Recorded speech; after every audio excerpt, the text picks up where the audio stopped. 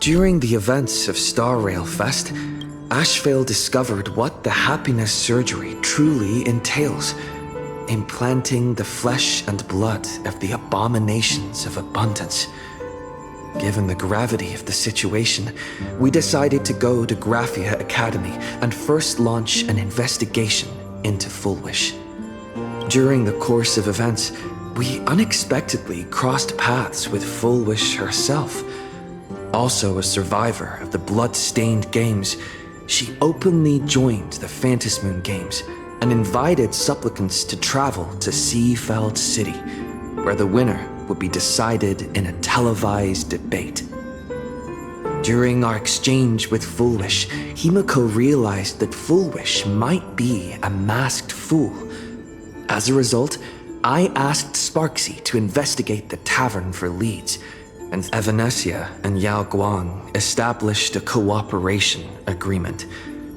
After Evanesia's attempt to assess Fullwish in her capacity as the arbitrator failed, they encountered Blade and his group and learned that the flesh implanted in Himiko and I went to the TV station to take part in the debate and met up with Sunday and Ashvale, who had arrived ahead of us. However, when the disaster erupted, Evanesia willingly violated a forbidden taboo and revealed the real purpose of the Phantasmoon Games: to suppress the terrifying entity slumbering within Planarcardia. Through this act, she unlocked the original power of the ambrosial arbor within herself and intervened in the unfolding situation.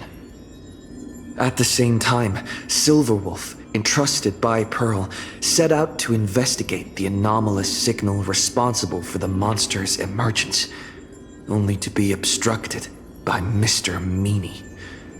As the force backing Fullwish, he wields tremendous power, powerful enough to interfere with the Stellaron Hunter's script.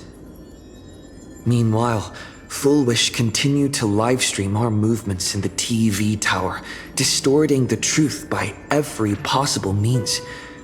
Drawing upon the wish power of 200,000 victims, she manifested the Meanie Phantasmoon in an attempt to defeat us individually.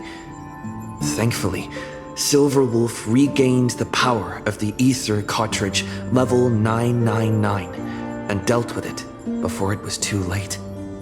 After overcoming every obstacle in our path, we reached the top of the TV tower and confronted Fullwish head-on. Even so, those who had undergone the surgery did not recover.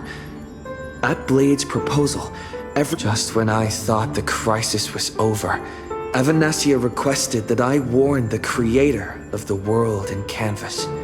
According to her, Asat Pramad, the Lord Ravager who once attempted to eliminate Planarcardia, has returned again.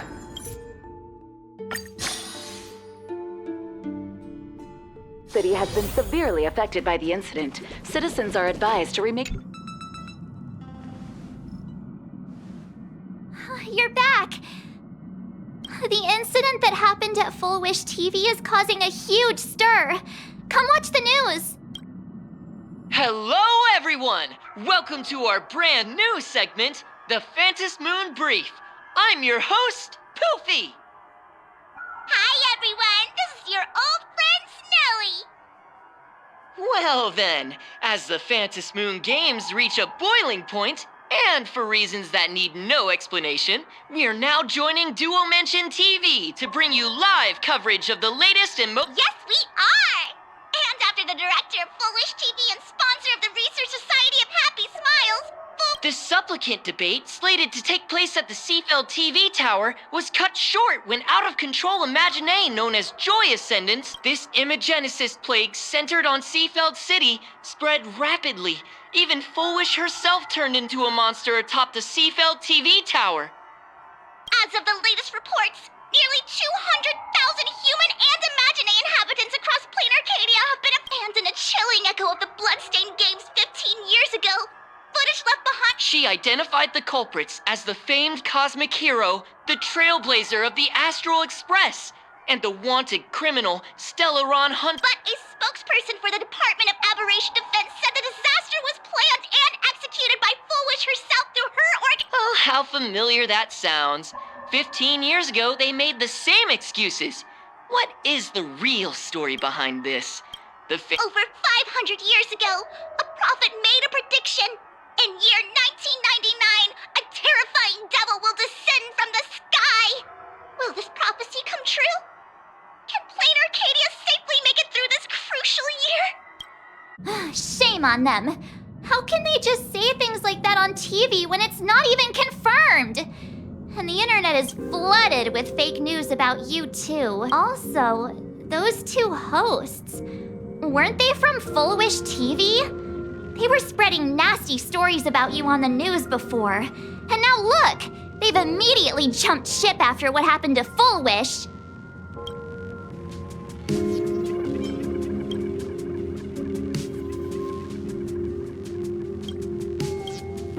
I'm happy you made it back safely. But somehow, you just don't. Oh no. You're trying to grow up and leave me behind. Don't tell me you're becoming the next Don Hung. No. Is this what it takes to become a hero? I am so cute and lovely. What's the problem with that? Oh, right. Tell me about what happened at the TV tower. I've heard Don Hung and Sunday's side of the story, but I haven't heard yours yet.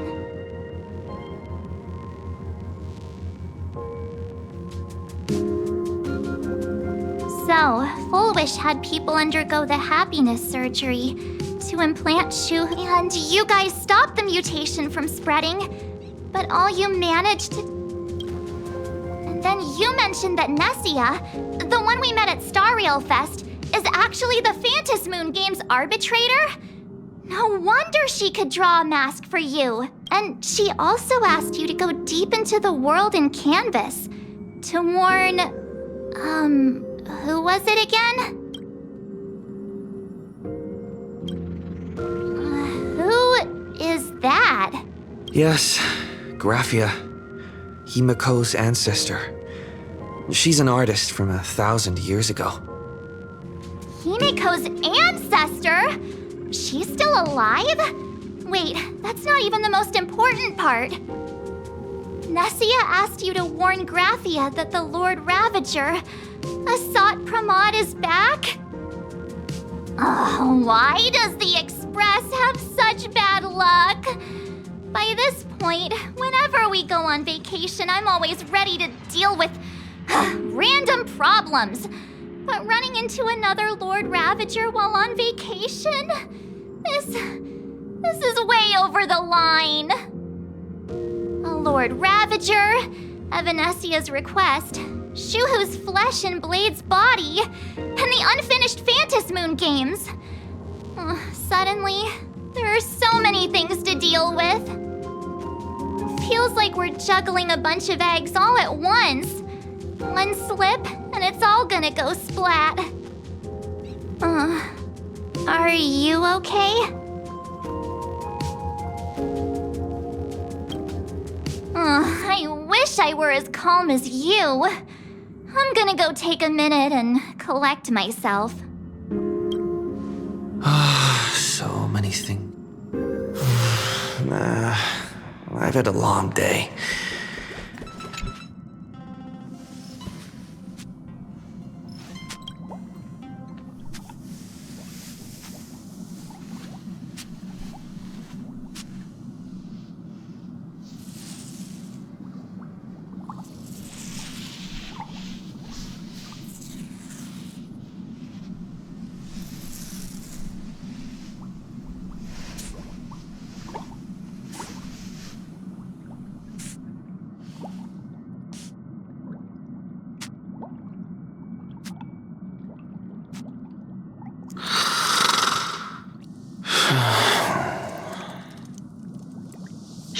Welt, he's tired. Let him sleep.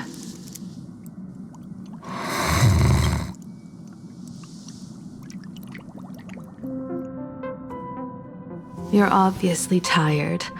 I never thought this vacation would become the prelude to yet another major war.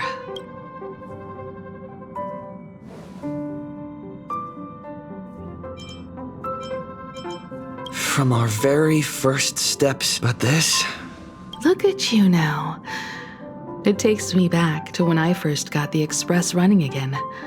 Aside from Pom Pom, I was the only crew member on board, constantly stretched thin and feeling out of my depth.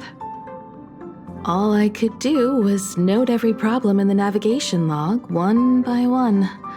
A world's coordinates that needed an update. A glitch back then. I never imagined the Astral Express would one day have to face a Lord Ravager.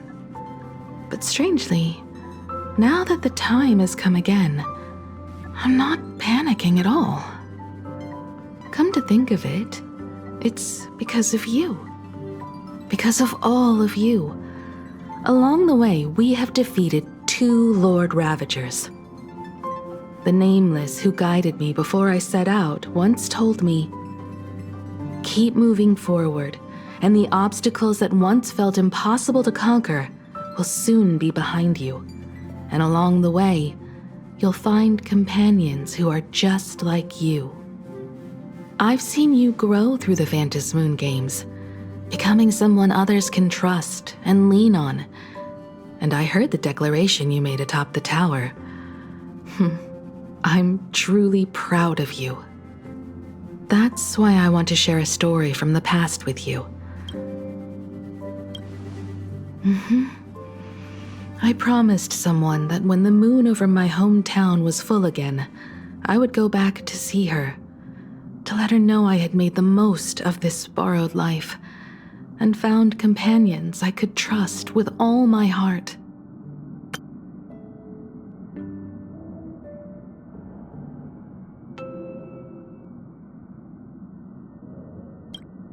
I want to share this story with you all. Because it's a long story, filled with many memories of my past. I'd also like to invite you all to the place where I repaired the Express and tell you everything bit by bit. All right. It's a deal. When I return from the world in canvas, you can make us... Speaking of the world, Evanesia's request was not made lightly, and she was worried for a reason. So, according to the records from the databank and the IPC's investigation, Asat Pramod's campaigns often span centuries, and the planets he targets all end up destroyed in freak accidents, leaving their surfaces covered in only smiling faces. 1,000 years ago, my ancestor Graphia created the world in canvas.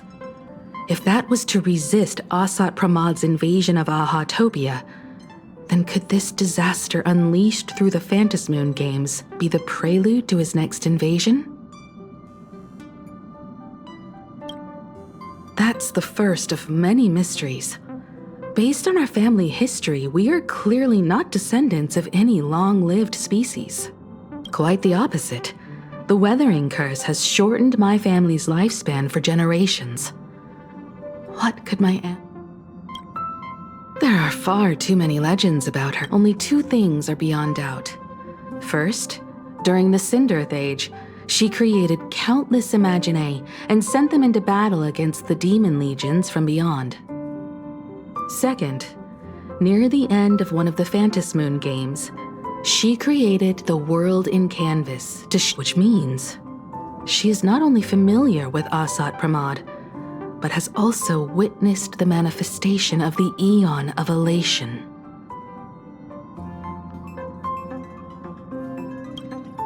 Nobody knows, just legend has it, that Graphia used a vast ocean as her canvas and channeled the power of Elation to step into the painting, which means... Good question. As for who in Planarcardia knows Graphia and the world in canvas best, it's probably Pearl. She was sent here by the IPC. She should have some clues to guide us in the right direction. By the way, General Yao Guang is here. She says she wants to talk to you in private.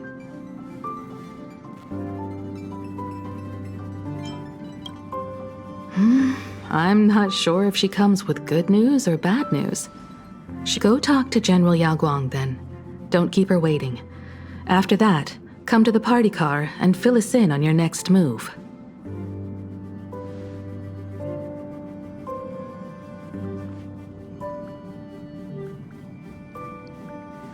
Nice to meet you, Ishvara. I always thought that the arbitrator, Evanesia, would step in and punish Foolish for the disaster she caused. But, to my surprise, it was you who defeated Foolish. In my capacity as an Arbiter General, I extend my deepest gratitude. What I am about to tell you is something Evanesia risked breaking the rules to share with me. Please keep it a secret. Not a word of this leaves the Express. Sealed within Ahatopia's core is Ouroboros, the Veracity.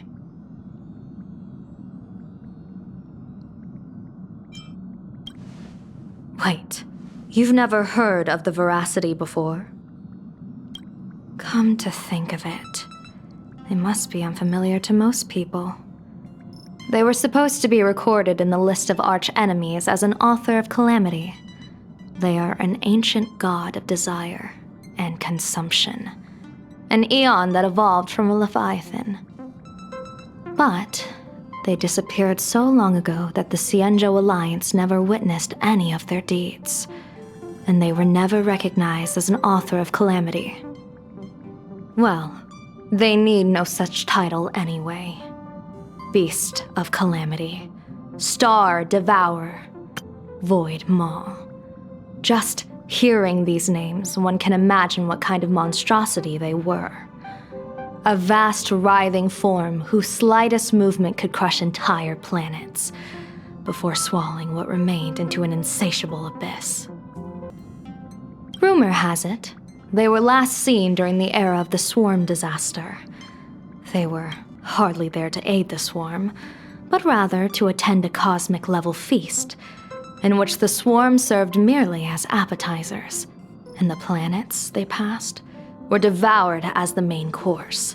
No one expected them to be here of all places, sealed away on this very planet, after vanishing for years.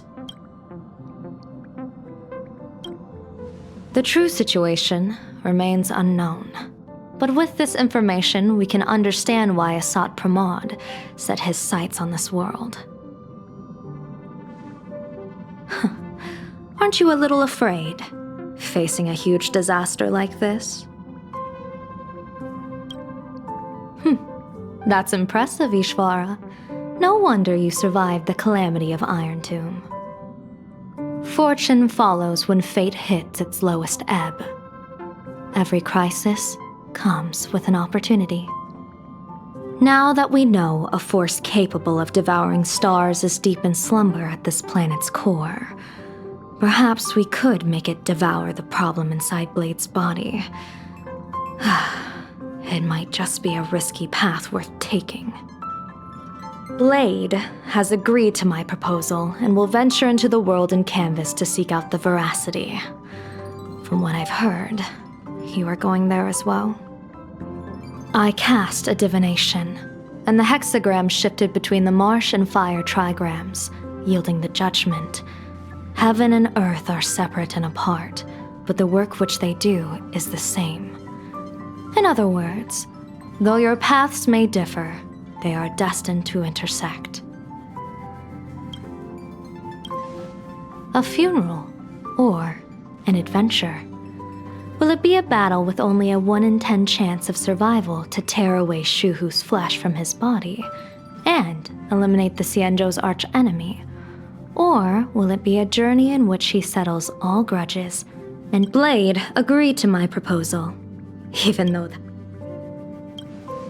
Betting? No, I don't see it that way. We are not chips laid on a gaming table, nor dice tossed at someone's whim.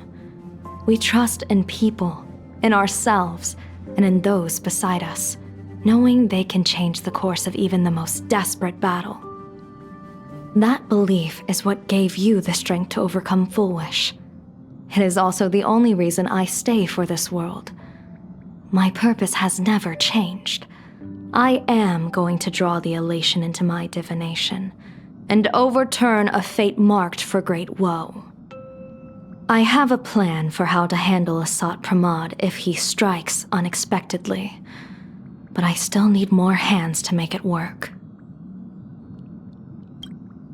What miracle could cap off these games better than a finale that humbles a Lord Ravager? It will be a tribute to the elation. The shadow of the Lord Ravager looms, and from here on, everyone must carry their part of the burden.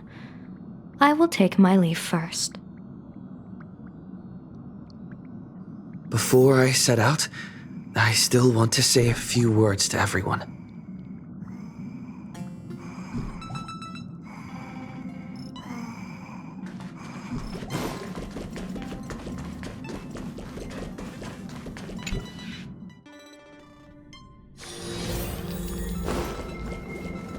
What are they all up to over there?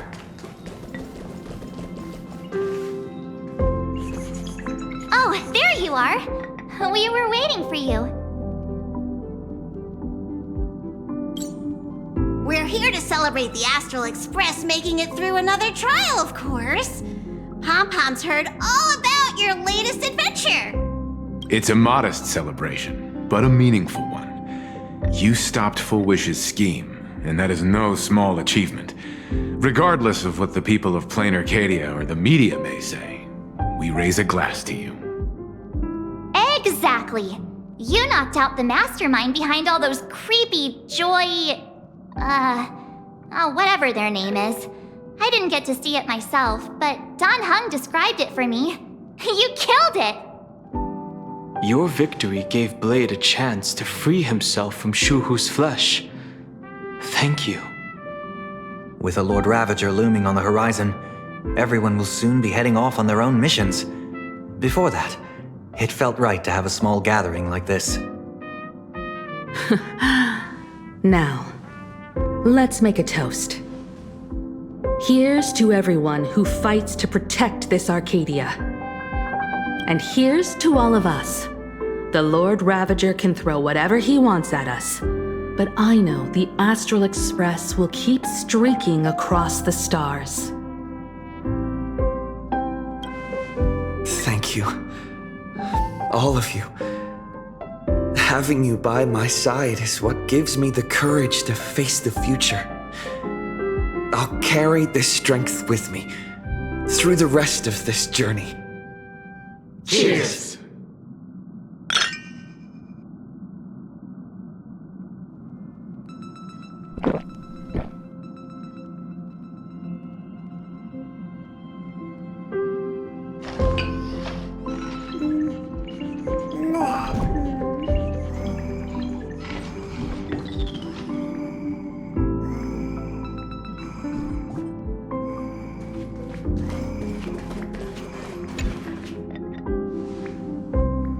There you are. March and I were talking about you. Yeah. When did Don Hung start expressing his feelings like this? This trip to Planarcardia is the first you dove into the Phantom Moon games. I crossed paths with that relentless old... Wait, hold up. How come all I get is wandering and eating? I call it cultural exploration. With a little extra time for me to recharge, of course. Right? Now that we're having this little break, it hit me that I might have neglected you and March. Why are you suddenly acting like... Blade has accepted General Yao Guang's proposal. Perhaps he has finally moved on. It's going to be a path fraught with danger. So I had hoped to accompany him for a bit longer, but he refused. From now on, I will turn my attention to this world. Mr. Yang and I have been asked by General Yao Guang to help with setting up some defensive formations. I've got work to do too. Mr. Ashvale wanted someone to accompany him to the tavern to investigate clues about Asat Pramod. Yours truly figured she'd been resting long enough, and it was time to stretch her legs. So I volunteered. No problem. When you come back, you have to share everything you saw in the world in Canvas.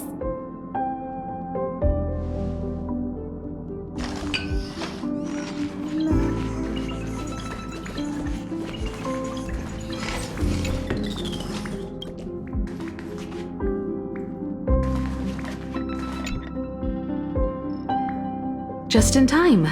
She will handle all the arrangements for your passage, so you can enter the... This is an important matter. Furthermore, your journey gives her the chance to, once you fully rested, Madame Pearl has a special ship waiting for you there. It will take you to the border between this world and the world in Canvas, a place known as Inkford Hermitage. That's your final stop before entering the world in Canvas. A place to gather your supplies and rest up before you set out on the journey ahead. I know you'll have to go alone this time, but I don't think it'll be dangerous. The thought of it makes me feel calm, in a strange but comforting way. I am indeed quite curious. I'd love to see this ancestor of mine for myself, and hear her story in her own, but someone must stay here and keep watch.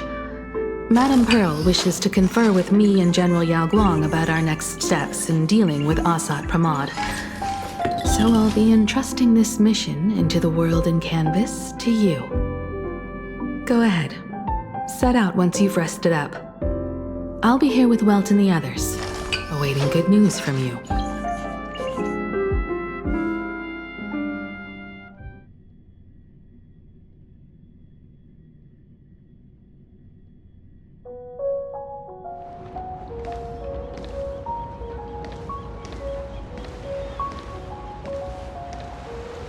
In other words, that woman wants you to take Shuhu and jump straight into the Veracity and leave the rest to the Eon's stomach acid?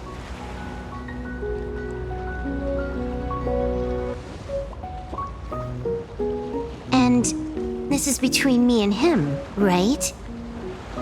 Why are you tagging along? Relax. I'll say my goodbyes and be gone. A dignified funeral, If you ask me, this ending is indeed grand enough. I don't care about any of that. There's only one thing I care about. Does he have to die? Here's a piece of advice, little cub. Whether he lives or dies is his choice. That's the one thing you don't get to decide for him.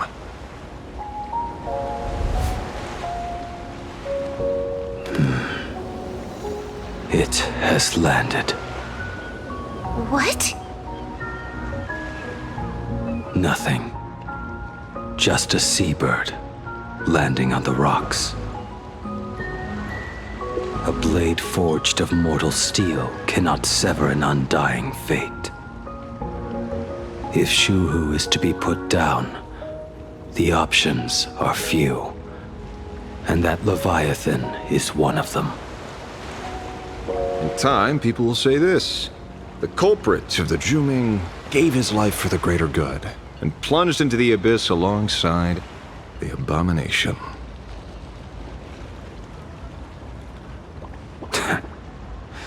I'm not as noble as you make it sound. Many years ago, you invited me to join the Galaxy Rangers. I refused for one reason. I'm a petty man. I was never born to carry some greater good. This is between Shuhu and me. Nothing more. Can't argue with that. A Galaxy Ranger through and through. Well then, I won't say anything more. Blade, you sure about this?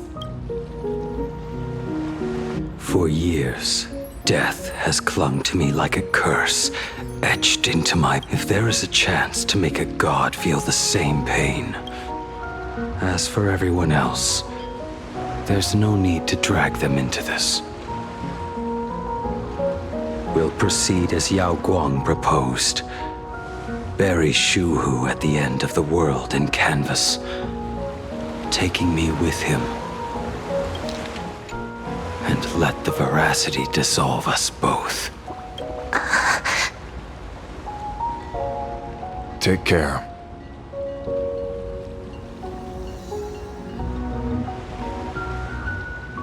How about you stay as well? You might as well see it through to the end with us. Planarcardia has bigger problems that need my attention. Your instincts were right. That meanie pulling strings from the shadows is none other than Asat Pramod. Who else would want to kick a Ha's head like a ball? So, I need to get back and finish my job. Investigating a Lord Ravager sounds like a job you don't come back from. Therefore, it also pays very well. Then here's hoping you live long enough to collect your payment.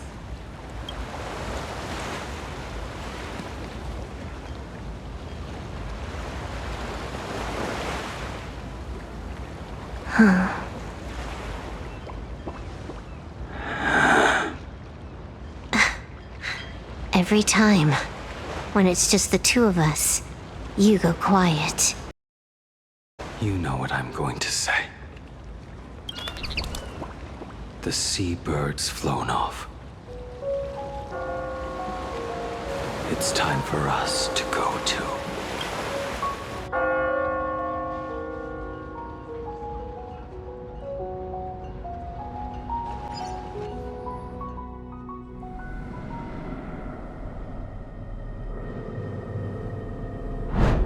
The terror slumbering at the heart of Planarcardia is... Ouroboros. After the swarm disaster, the veracity vanished, never to appear again for more than 700 Amber eras. Their last rumored sighting was 500 years ago. History fictionologists claim that Ouroboros lies in wait at the edge of the cosmos. I've heard that story before, but it wasn't about the edge of the cosmos. It was Pier Point. They say that the preservation is nothing more than a facade, and the IPC is, in truth, a cult devoted to the veracity. Organic life has quite the imagination. They've said other things, too. That Louis Fleming seeks to ascend as the Eon of Wealth. That the Council of Mundanites are mere hounds of Dr. Primitive. Such rumors are endless. I believe the General should be able to tell which are true and which are not. I've never heard the last one, so let's assume it's the only one that's true.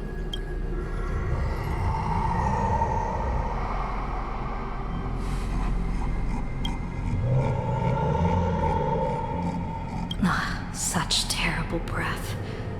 For now, this remains conjecture. The sealed remains appear to be a husk that Ouroboros once shed.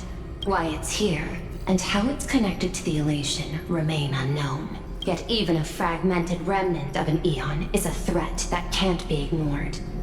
The calamity of the Leviathan must not be allowed to re-emerge in this world. Naturally. That is why I'm here. And it's about time for the two Nameless to arrive. Oh, you're just on time. General Yao Guang, as instructed, warding talismans have been placed at... My thanks. It was Mr. Yang's talent of creation out of nothing that allowed us to reproduce dozens of plumes and complete the deployment with such speed. Now, with Yin and Yang aligned, and all four aspects in place, as long as we set up the last formation core, the Decalight reflection barrier will be complete. Using the divine eye of the Spiritus to weave a giant web, one that ensnares countless possible futures. General, have you truly made up your mind? Though Shuhu has been eradicated, the signs of doom have not faded. On the contrary, they grow ever clearer. After much consideration, the source can only be this restless corpse. One crisis is yet to pass, and another is already upon us. The Arcadia's ley lines were already riddled with scars, and now even the ancient tree's seal is starting to loosen. While Evanesia is asleep, someone must take up her duty to guard this place. But defending isn't the way of the hunt. If you don't want to become the prey, you must become the hunter. General, do you intend to go on the offensive and suppress the remains of the Veracity? How could I? The Joyseeker could barely confine that husk using the Abundance's ambrosial arbor as its cage. I'm not here to guard against an Eon, but against a lesser menace. Lord Ravager Asat Pramad. This barrier is prepared for him. Asat Pramad has been meddling with the game from the shadows. His intentions unclear. We know little about him or the Veracity. By chance, however, a friendly citizen has provided us with intel. Ouroboros' remains are in Ahatopia, aren't they? Silence. I'm not surprised that you were the first to discover it. You were in the Torn Scroll too. The probability of you noticing was 24%. That's a little low, don't you think? I'd put it at well over 90. What I don't understand is this. There were countless ways to verify your hypothesis, yet you chose the most unconventional one. You bypassed security and broke into the building. This is no confrontation. It's a warning. While everyone else is fixated on the Phantasmoon games, only the Department of Aberration Defense is watching other places. Like the location where the new Herald of Death case was closed? Correct. The incident involved 4 Daybreak Warriors, 3 nameless, 1 detective, and 1 officer. But just moments ago, a 10th set of footprints appeared at the scene. After the investigation, we learned that the traces were left deliberately. A blatant provocation. The Lord Ravager bent on destroying the Elation came uninvited. Make no mistake. Planarcardia is the stage he chose with care, and drawing the Abundance into the fray was hardly a win. Our top priority is to dispose of Shuhu's flesh properly to prevent it from falling into the wrong hands and causing another calamity. That said, we cannot afford to ignore Asat Pramad's next move. This giant web is prepared for that very purpose. Once the entire planet is folded into the divination's trajectory, under the gaze of the Omnitia, all possibilities will be laid bare.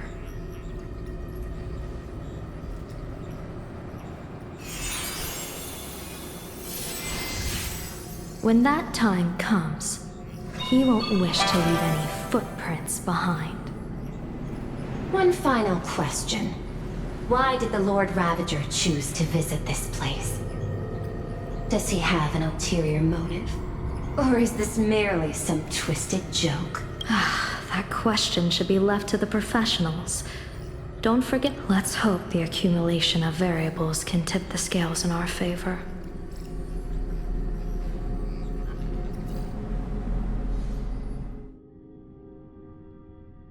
And so, the people set out, and the gondola, bound for distant lands, set sail. At the end of the world, Elation once again declared war upon the Veracity. Frail little humans! Ouroboros split their mouth wide open. Whoever can fill my whole mouth with but a single thing shall receive a reward. The fool known as the Shepherd captured a comet. It wasn't even enough to fill the gap between the Veracity's teeth. The bartender Braji opened the wine cellar. Yet they only, and en route, he crept up to the Veracity's ear and told them a corny joke. The Veracity pondered it for 10 amber eras, then burst into laughter at their own amusement. En route spread his hands and said, "See? I filled your mouth with laughter." Then what happened? Then the Veracity said, "Are you kidding me?" And with that, they opened their gaping maw. What kind of nonsense is that? Those are the facts, my inquisitive auditor. If you want to hear more stories, you're welcome to discuss with your classmates.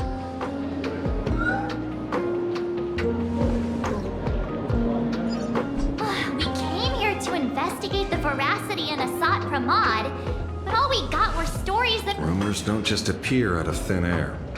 It's just a matter of how much truth you think they hold. At least 90% of that was made up. Sometimes that last 10% is all you need.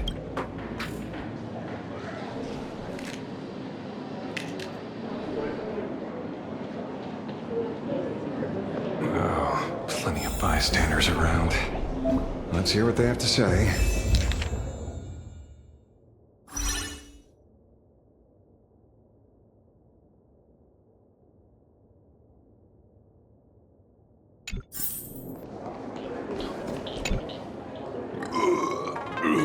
You two. Walk the path of Veracity? Do I need to eat everything in sight? You got it. It's always and I am on a book. Can you talk, Norp? I swore to become finally a bench. Ouroboros? Nah.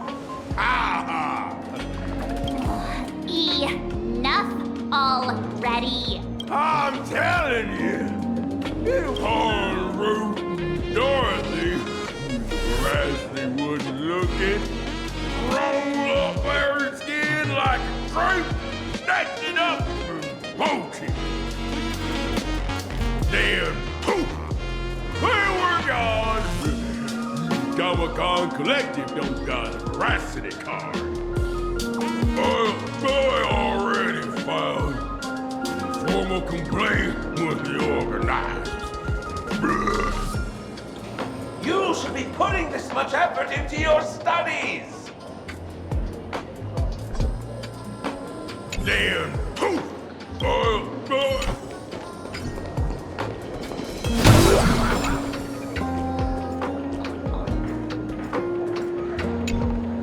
They say a dull pen beats a sharp memory. My memory's dull, and my pen's not much better. Then you must have a lot of stationery? A kindred spirit. Miss, it seems you're one of us as well. I've met far too many fools who can't even read. Oddly enough, those of us who truly love learning are the rare ones. Interested in studying the knowledge of the laughter? I have a reference book here. This feels completely made up. Oh, please. Thank the seniors. To compile this book, they offended every eon they possibly could, and narrowly escaped death at the hands of each and every one of them.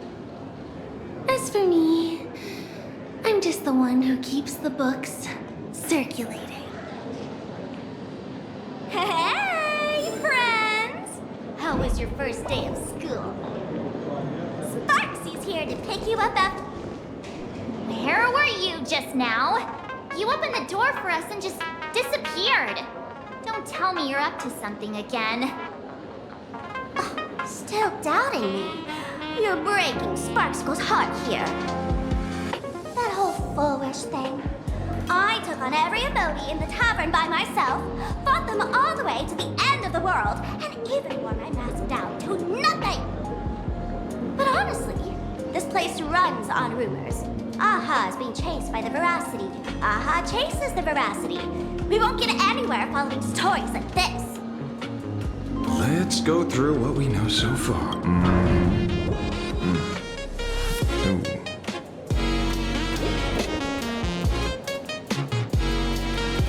Yeah, it's a complete mess. So, after a bit of thought, Lady Sparksy came up with a brilliant idea. I borrowed a nifty little gadget from a friend. The unreal Sparks and Spark! No idea how it works. But apparently, this light bulb makes you smarter the moment you put it on. Does this friend know you borrowed it? The Supramod has a gun to our heads, and this is what you're worried about? He'll find out one day. Well then, I'll go first. It, doesn't look very reliable. Are you sure about this? No worries. If anything goes wrong, the friend in my head will protect me.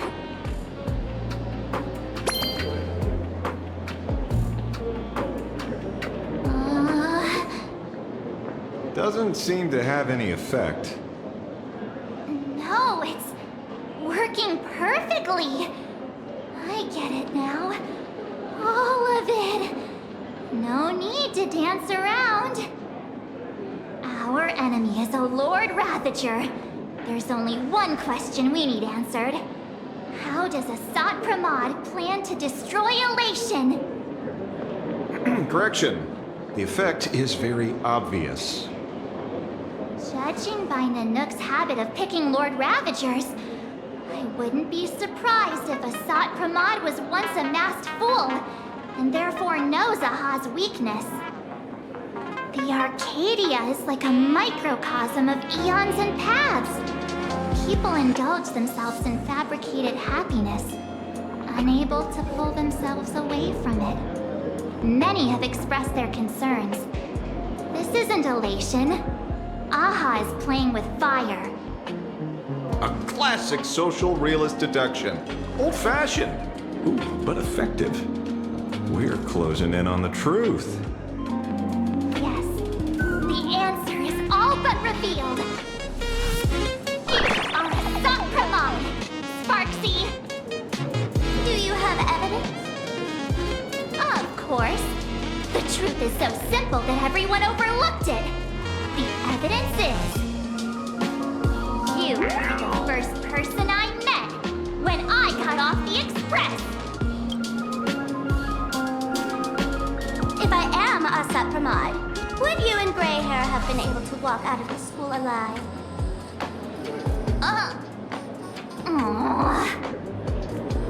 Yeah, fair point. Just take that thing off already.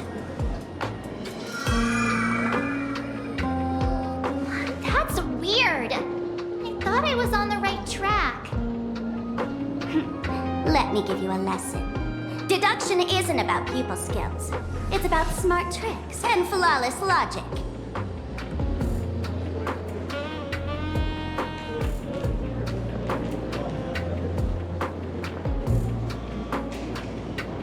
Watch and learn. Sparkle, master of the classic whodunit, has entered the chat. You changed your clothes just for this? First of all, Ouroboros likes to eat. Secondly, whatever they eat disappears completely.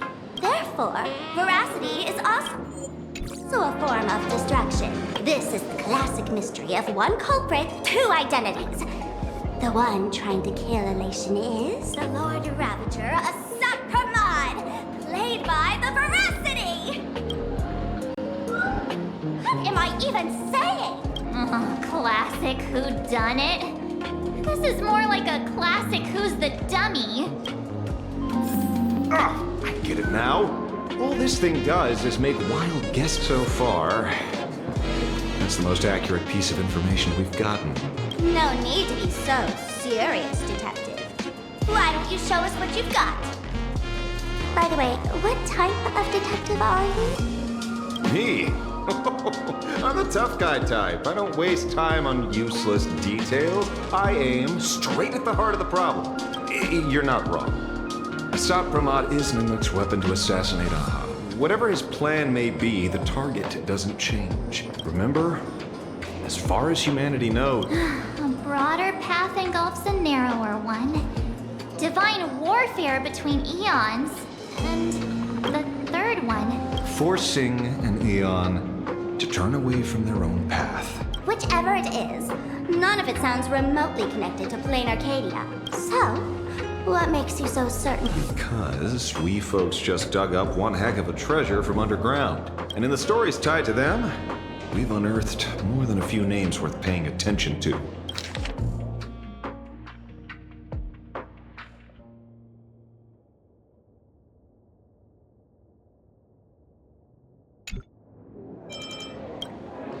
An old pal who can't stop lying. He goes on and on about death being a solitary feast. I see you're acquainted. Please, introduce us sometime. Barachi? Forget it! He's good behind the bar, but slippery as an eel. The former bartender of the tavern. That's just a title. Anyone with a girlish heart can call themselves Dorothy, between you and me. Director Sparkle used that name once, too. Guess when? Looks like this clue has little value to it. Him? He caused trouble in Gotham City a few days ago. Pearl threw him into prison. I know. Right. He's the one I can't stop thinking about. En route, defeated the Veracity by some means. You're right. Then who is this en route? Do you know him? En route? Of course she does! Everyone in the tavern knows that name. Long ago, its owner grew tired of jokes, cast aside his mask, and walked away. Some say he became a mourning actor. Others say he jumped into IX's black hole. But none of that matters. What truly matters is that you have my unreal Sparks and Spark. I knew it. Give it back, give it back! That's a big order my client wants immediately! What do you mean, give it back? It just wandered off, and I happened to find it on the way. You want it? Here. Absolutely not! No. If it's a no, it's a no. Yes, I'll keep it. Bye-bye. Get back here! Hey! Can you catch her for me? Of course! I'll have that thing returned to you safe and sound in half a day. But, in exchange... Oh, so that's why you're here. Now, old Sempo's intel isn't cheap. Name your price. Put it on Pearl's tab. Ha! Just kidding. Money talks boring. Besides, the Astral Express and I go way back. Oh, and I wouldn't scam you two. The en route you're looking for lives up to the name. He's the gold standard of the masked fools. He only shows up where he's least welcome. A mourning actor's stage, a friend's wedding, even inside the veranda. That lines up. So... Not a chance! Back when old Sempo was still a kid. En route was already a name in the history books. He left the tavern during the Second Prosperity. They say after hearing 30 trillion jokes, he never laughed again. Before he left, en route said one thing that, at the time, no one cared about. Elation has been dead for a long time. Where did he go after he left the tavern? The tavern has 10,000 mouths, all telling different stories. All I know is this. He said he was headed for the true world's end, and then he vanished without a trace. How do you know all this? Oh, I've been around long enough to have my own channels. Just trust old Sempo. And about catching Sparksy, leave it to me.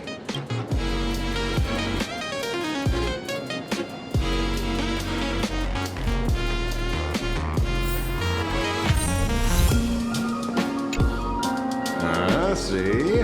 You only need that 10% of the story to be true. The last thing he said was really scary. So many unanswered questions about en route. He has to be tied to Assad Pramod somehow, but our leads at the tavern have run their course. Let's go pay a visit to another expert next.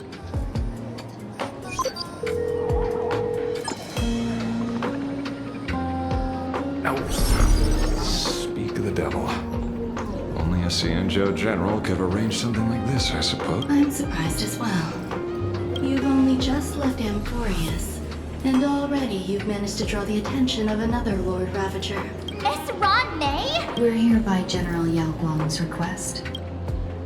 At first, I only came because the Shenzhou extended an invitation, and it seemed impolite to refuse. Now that I'm here. So, Ouroboros has long been dead. Their death was merely buried beneath layers of secrecy. Hardly surprising. They disappeared after the swarm disaster. The Intelligentsia Guild claims the Veracity ate their fill and entered hibernation. I don't buy it. Those scholars are fond of post-meal naps themselves.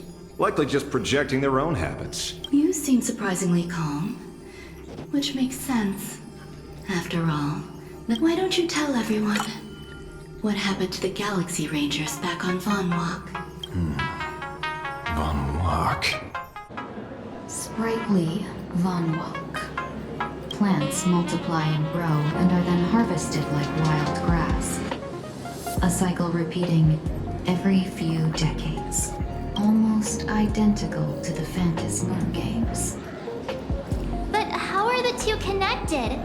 When you hear plants and growth, shouldn't that make you think of abundance? Huh. Wait. It seems you figured it out. By coincidence, abundance is another thing the two worlds have in common. When coincidences pile up, they cease to be coincidences, Mr. Ashvale. No. Leader of the Rangers, Mr. La Mancha. Perhaps you could explain this to our nameless friend. Back on Von Walk, your conjecture is basically correct, Miss Ron May. By the time I arrived, the atavistic experiment was already approaching its final phase. Dr. Primitive had set his sights on an ancient Leviathan. Beneath Von Walk's surface, there also lay the remains of the Veracity. You stopped him. The Rangers stopped him. Back then, Mr. M was still human. Now, deep beneath Ahatopia, another corpse of the Leviathan lies buried. If I'm not mistaken, there are countless other worlds carrying out the same ritual. Aha sealed Ouroboros' body among the stars, suppressed it with abundance, siphoned the power of the Path of Veracity, and called it a game. This is what people call the Phantasmoon games. Why would they do such a thing? You may remember, the Express once delivered a Leviathan's carcass to me. That wasn't the only one in my collection. By arranging remains from different eras in sequence, I discovered something rather intriguing. At a certain moment over 1,000 Amber eras ago, just as Akivili began traveling in pursuit of their ideal, all creations of the Veracity lost the same organ. Their taste buds. What does that imply? The purpose of consumption changed. Be they spawns, depth crawlers, or void song whales, their genetic markers encoding gustatory organs vanished entirely. Creatures walking the path of Veracity became nothing more than biological black holes, consuming without discrimination. This was not natural evolution. Through the simulated universe, I identified the point of divergence in history. A concept had disappeared from the path of Veracity. Consider this. What do taste buds provide? Yummy flavors? Precisely. Savoring something's aftertaste is an act of elation. So Aha stole the original Prima Mobile of the Veracity?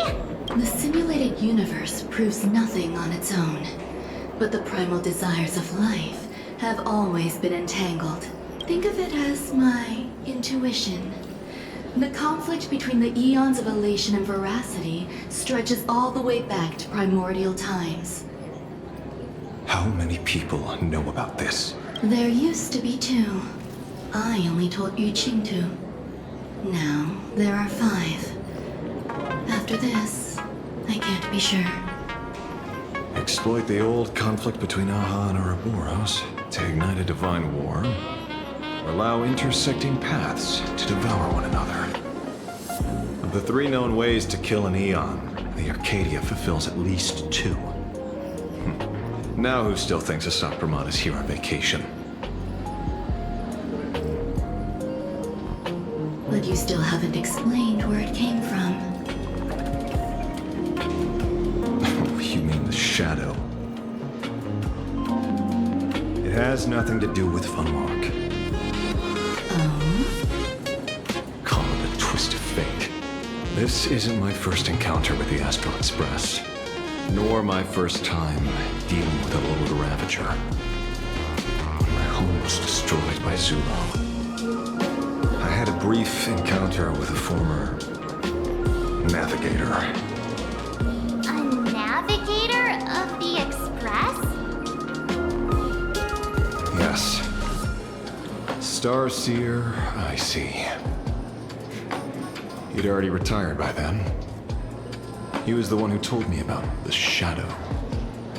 According to IC, it was one of many remnants left behind when the Express first carved paths along the edges of the cosmos. I led the Rangers to suppress the Shadow and devised the plan to assassinate Zulu. But I never learned why it was there in the first place. Don't you find it strange, Mr. Ashvale? Strange? When coincidences pile up, they cease to be coincidences. Like an experiment with results that are too perfect, it's enough to send a chill down your spine. If you don't mind, let's walk through the whole thing once more. Earlier. Someone suspected to be Asat Pramod knew about the Veracity secret. Before disappearing, he said he was headed for the end of the world. And then? Who did he say the Shadow belonged to? A former navigator. The Shadow was a remnant left behind when he charted the cosmos. If the world's end isn't the tavern, then where is it? I don't know if anyone can answer that question. Not even Akivili. Wait. Don't tell me. En route only goes where he isn't welcome.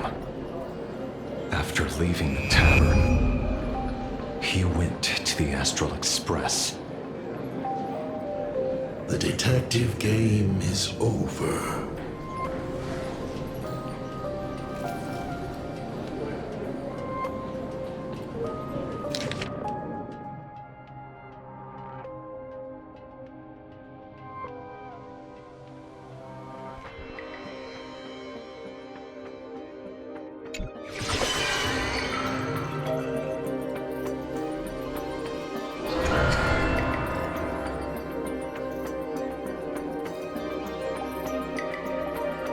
I have to say, not many people can make me change my plans.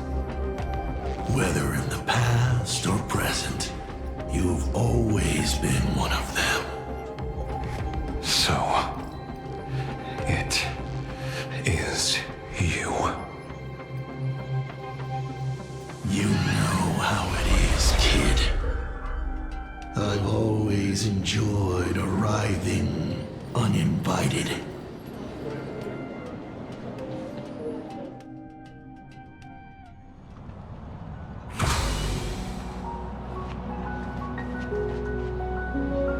Pearl said she would arrange a ferry to pick us up at the Seafeld City dock.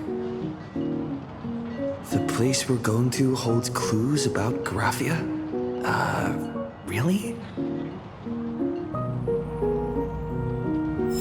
Update your own ticket before boarding and be a model passenger. We wish you a pleasant journey.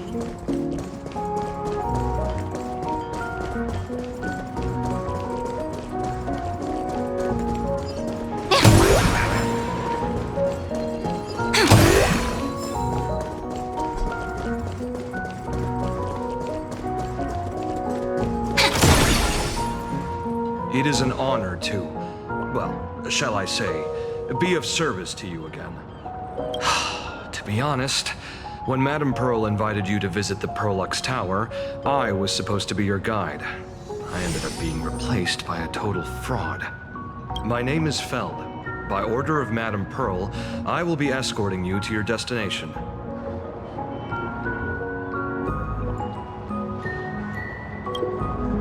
You are too kind.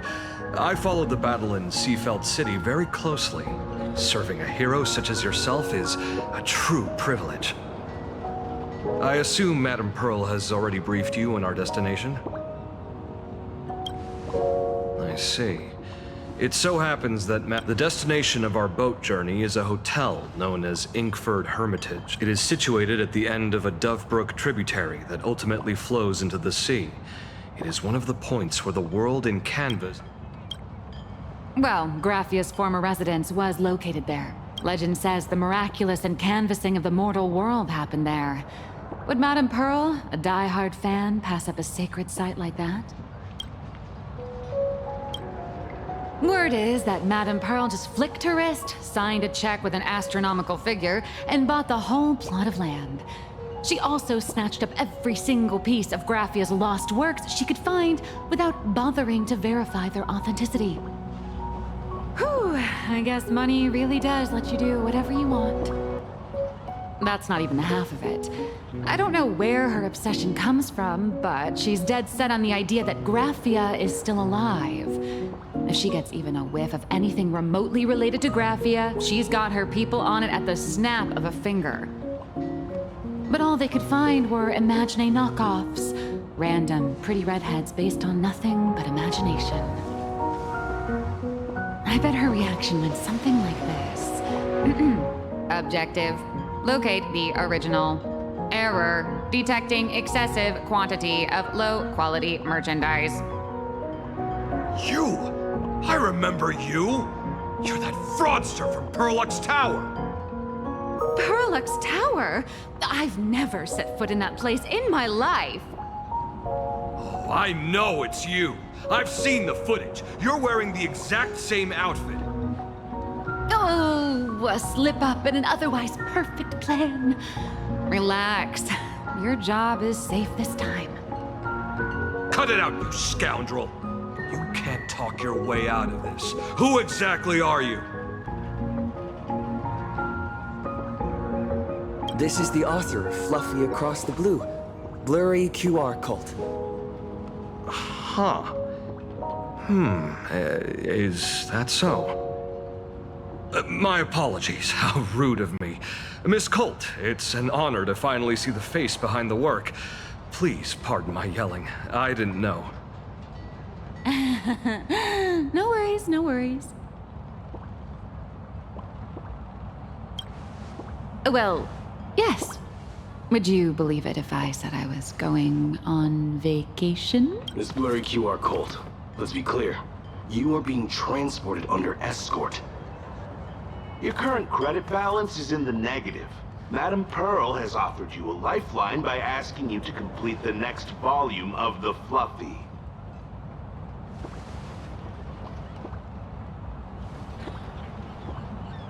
Whoa, this is not my fault. Remember Alloy King Pom Pom from Perlux Tower?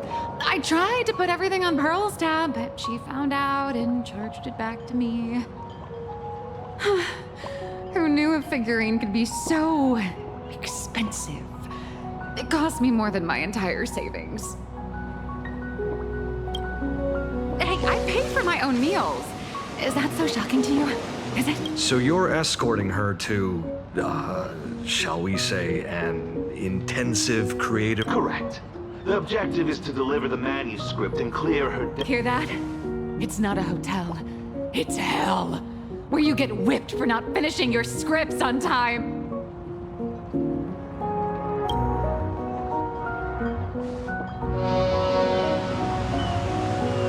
The boat has arrived. When you're ready, let's begin our journey to Ingford Hermitage. Please, mind your step as you board.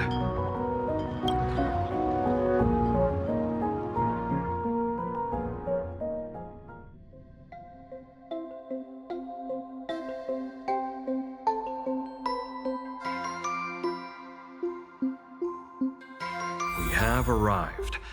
This is the snowy shore of the canvas world, Ingford Hermitage. Are those Wispe floating on the water?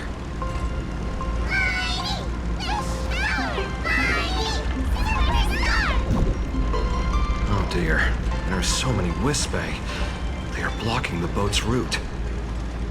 But no need to panic. Please follow my lead.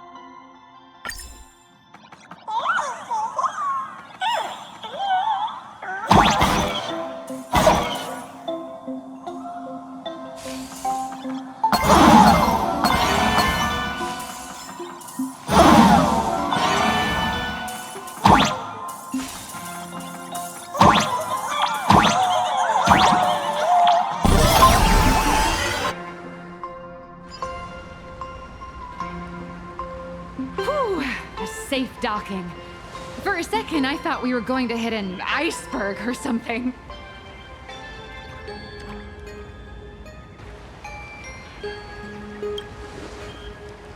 They probably sensed your wish power.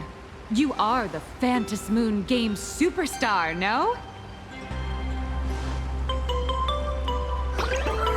Look, someone's trying to hitch a ride on you.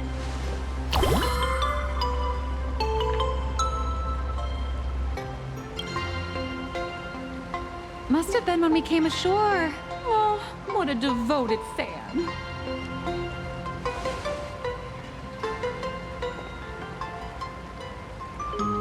Everyone, welcome to Ingford Hermitage.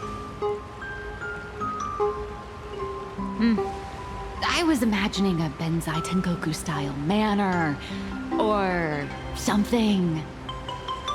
So you demolished your idol's old residence and replaced it with a luxury hotel. Of course not. Benzai Tengoku vanished more than 1,000 years ago.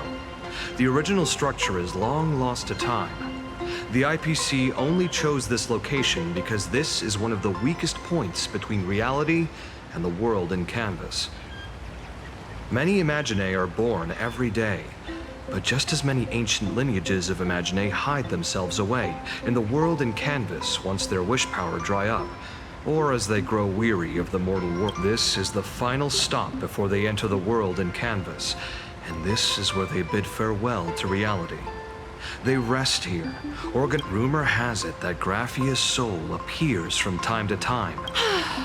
There's a sense of parting in the air. No wonder the soul of the mother of Imagenesis feels an attraction for a creator. This must be the finest well of inspiration. Miss Colt, now that you're in this well too, you ought to make the most of it. Let's go. I'll lead the way.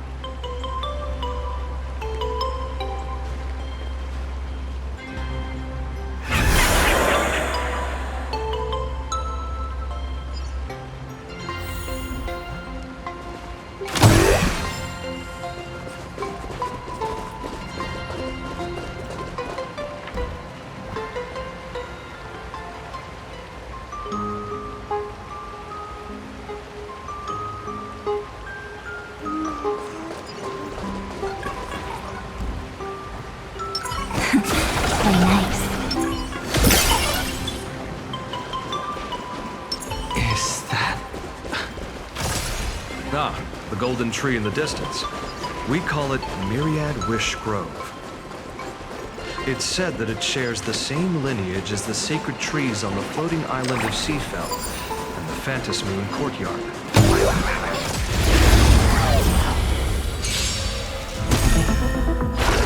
Ripples.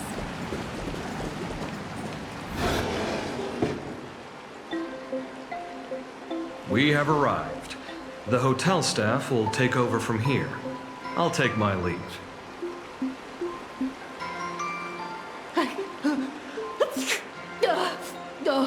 It's freezing. It's cold enough for a typical snowstorm mansion murder mystery. Anyone here? Hello? Honored guests, my apologies for the late welcome.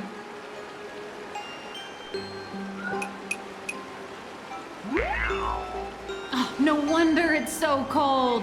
It's an actual snow wispy. Hello there, little one. I am the lobby manager, Casper. You have a very high... Allow me to introduce myself. I am the popular comic artist, Blurry... the former comic artist, Miss Nihilux. Oh, my true name is gone, just like that. Oh wait, did you say former? The big shots upstairs gave me a heads up. You are now an asset of Perlux Corp. You'll be staying here until you finish your next volume. Every guest in this hotel is an Imaginé with quite a history. That Arcadian over there? That's a former superhero. Which one? Never heard of him. That one over there is one of the oldest strangelings. They're a former Kappa. These days, they work as the hot springs manager. A Kappa? Didn't that lineage of Imaginé go extinct when the IPC first arrived? There are still a few survivors that slipped through the net. As for Casper myself, I am a former frost giant.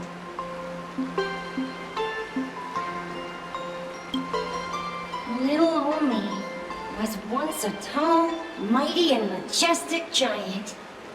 Of course, that was back in the Cinder Age. So you're basically an antique who knows a bunch of old secrets. What corner did they dig you out of? From a block of ice. It is sad how a giant block of ice melts into tiny pieces over time. I have forgotten the names of most of my friends.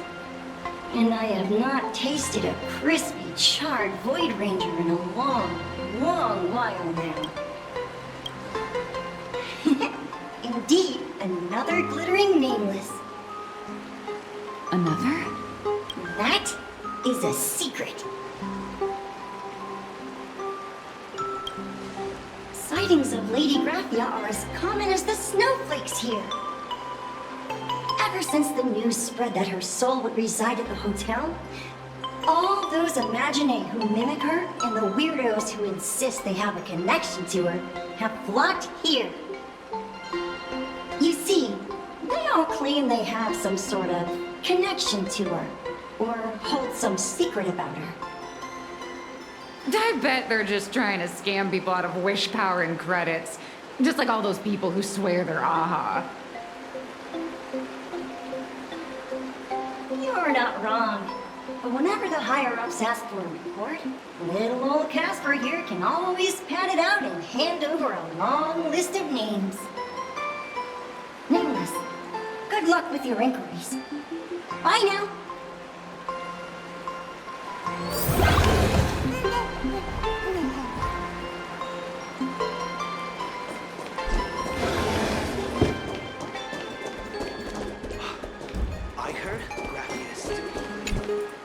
So, you're here looking for Graphia's whereabouts on behalf of that Intellitron executive. I think it's unlikely that the mother of Imogenesis will see her.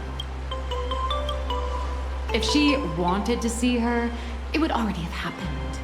The IPC has practically turned the world and canvas upside down. You know this, right? Over 140 years ago, they brought in hackers from Punklord and did everything they could to blast open the passage between reality and the world in canvas. I think disturbing her world in canvas like that must have upset the mother of Imogenesis. A friend of Graphia's? Just how long has that person been alive? So that friend wanted you to find Graphia, but they didn't tell you how.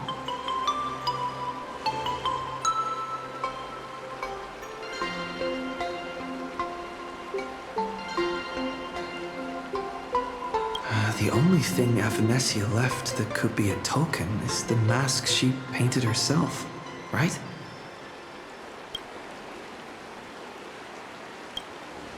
Normally, I'd suggest you play that little snow puff ball for info. That good luck with your inquiries line definitely had a subtext. But since you're asking for a bright idea, you must have heard that in a certain corner of the universe, there's a mysterious ritual that can summon historical figures to the present day. The Holy Grail War!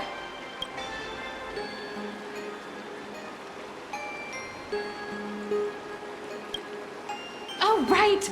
That was your big adventure in Penacony. Oh, how nice. I hope Planarcardia holds one too. Then I don't need to explain the method. First, we need a catalyst. Do you have Graphia's brush or palette? Doesn't look like it. No matter, Miss Kalt has got you covered. We use ley line resonance. This hotel is built on Graphia's former home. It still has a connection to her, like that vibrant golden tree.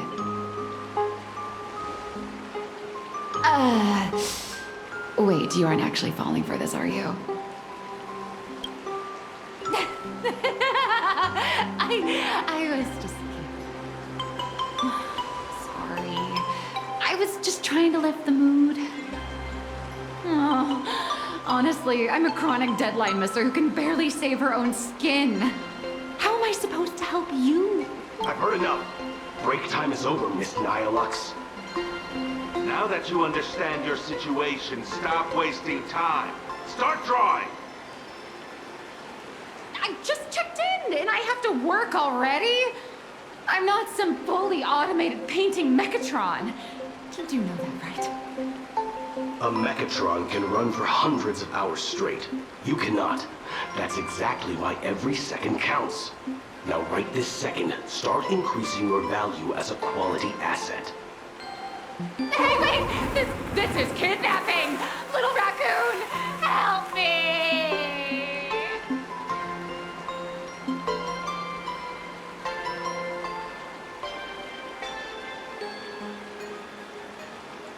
Nihilux has a point.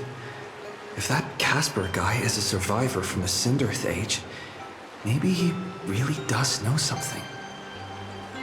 Anyway, I'll start by asking around here.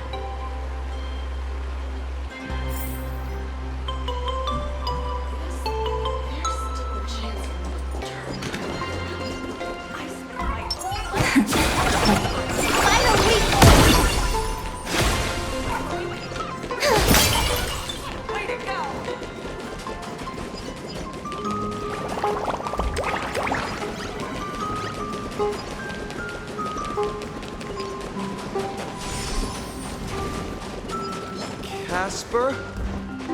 Are you there? Nope. I'm not.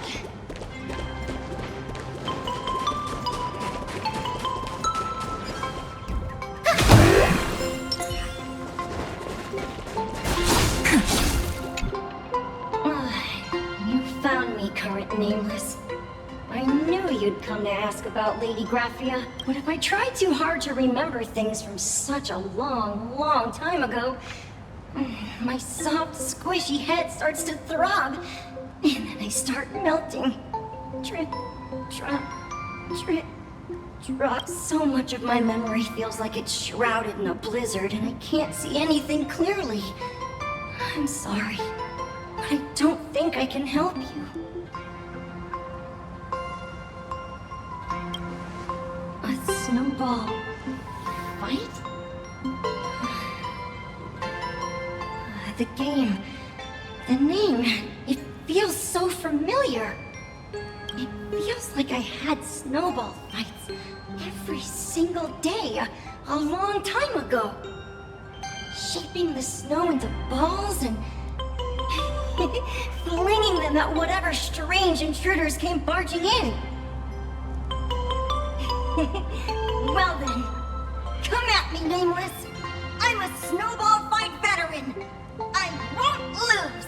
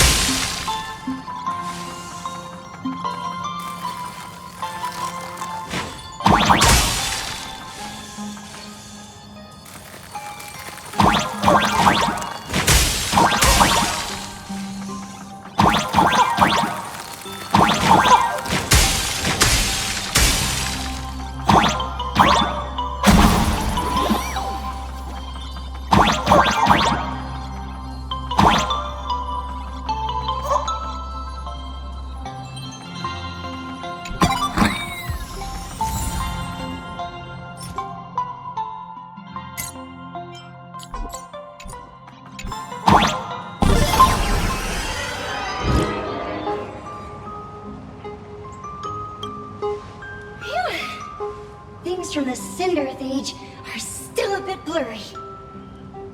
But I definitely met Lady Graphia. I had snowball fights with her.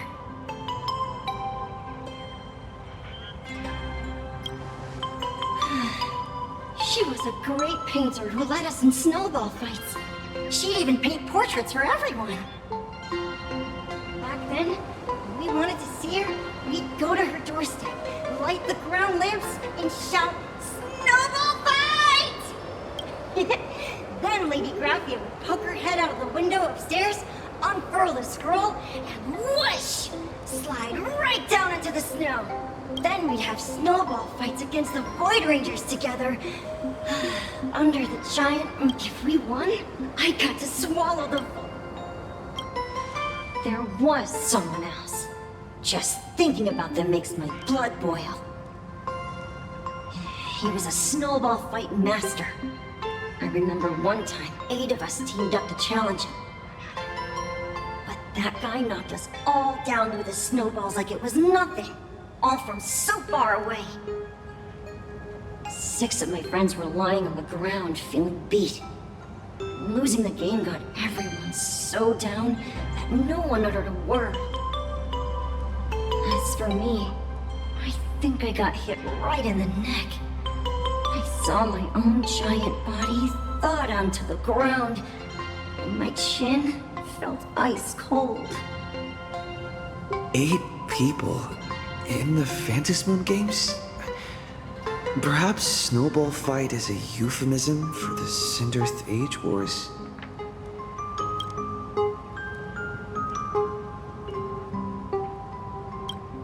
So in that round of the Phantasmoon games, Graphia must have fought a terrifyingly powerful opponent.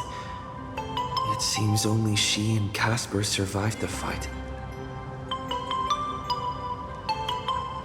I saw her once. Just once. By then, Ahatopia had already been transported into the canvas. It was so quiet and lonely. I couldn't find my other 6 friends, but I remembered where Lady Graphia lived. So, I went to her front door again, lit the ground lamps and shouted, "Snowball fight!" It felt like only a second had passed. Just the blink of an eye, yet somehow it also felt like forever. At last, I saw her drift out. She held me and cried, saying, "I'm sorry, and you've done well," over and over. It was just one lost game. We could have just won it back some other time, but that was the last I saw of her. I only shared some memories of a snowball fight. If it helped you, Nameless, then I'm happy. That's about all Casper can remember. If you're still up for fun and games, come find me for another snowball fight sometime.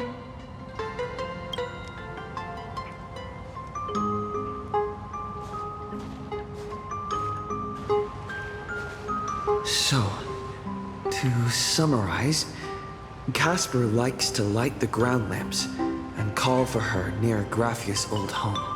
Now, where can I find those ground lamps?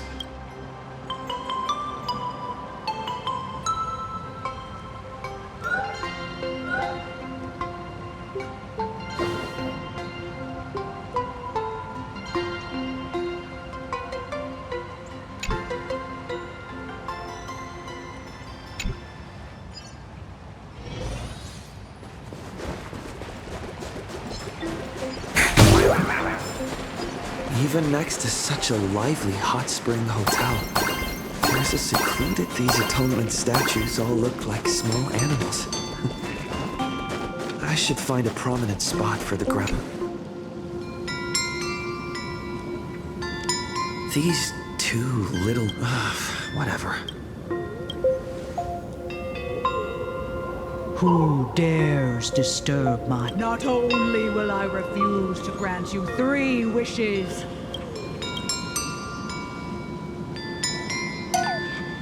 Thanks for the invite. I'm not quite dead yet, but I don't feel alive either.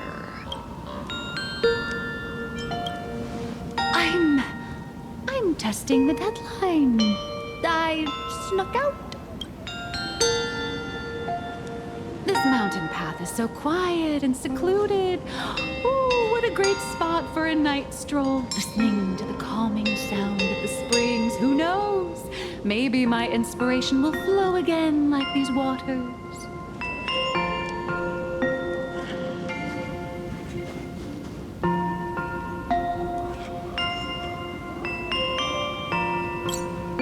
I was hoping to find some inspiration out here.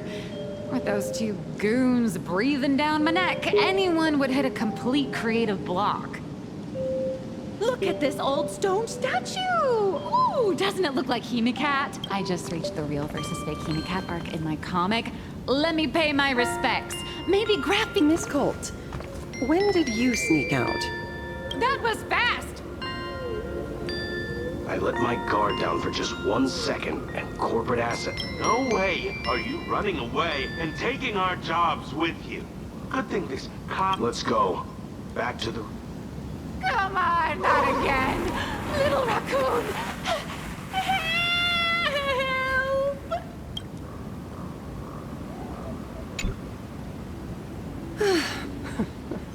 Being an artist sure is grueling. I remember being held in a room and watched by 6 or 7 people, too. I wasn't allowed to leave until I finished painting.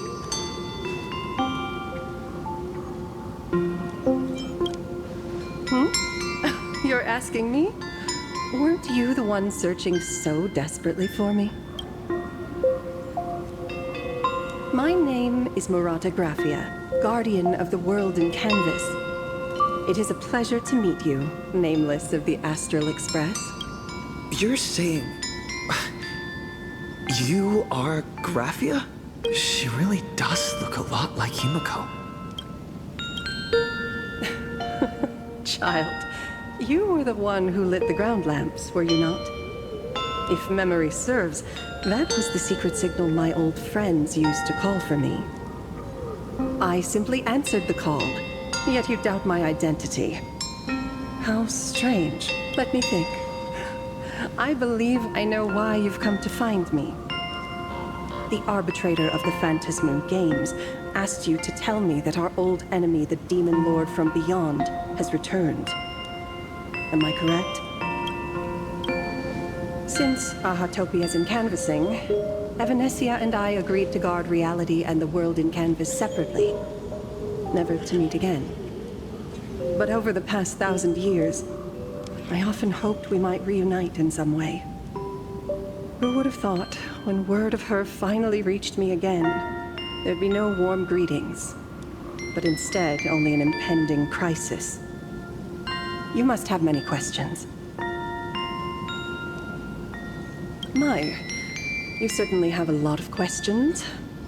But before I enlighten you, during the Cinderth Age, that demon lord from beyond once took the form of a friend to infiltrate the Resistance, causing catastrophic casualties. I must confirm your identity, Nameless. Do you carry a token from Evanesia?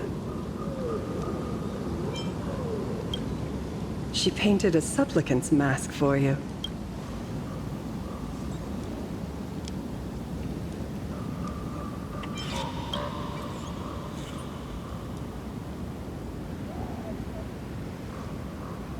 The secrets you seek are many and tangled. Perhaps I should start by telling you a story.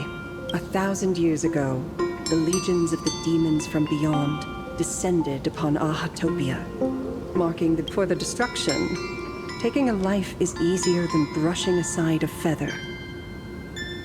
To protect his daughter, the painter kept her confined to their home. While the fires of disaster swept across the land, Graphia lived in seclusion. Until one day, a falling star streaked across the dark sky, and a deafening roar shattered the silence of the wasteland. Unable to contain her curiosity, the young girl slipped out of the house to follow the sound. And so she saw it. Beneath the cold Phantas moon, a tower of infinity stood on the mountain range at the edge of the horizon.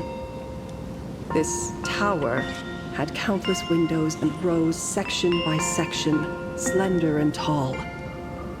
More than an actual tower, it looked like a wounded iron dragon that had fallen to the earth. Indeed, that tower, which stood only for a moment, was the crashed Astral Express. And Graphia's family name, Murata, came from the wondrous sight she saw. At the time, the wrecked train was surrounded by countless abominable monsters. Amidst these foul enemies, a few warriors in strange attire fought tirelessly. But they fell, one by one, unable to withstand the endless tide of monsters. It was only much later that Graphia understood that those who fought and died for Ahatopia shared a common name. The Nameless, who walked the path of the Trailblaze. That was the day that Graphia stepped into the mortal world. Her life as the mother of Imogenesis began. In a long, drawn-out war, fought at a severe disadvantage.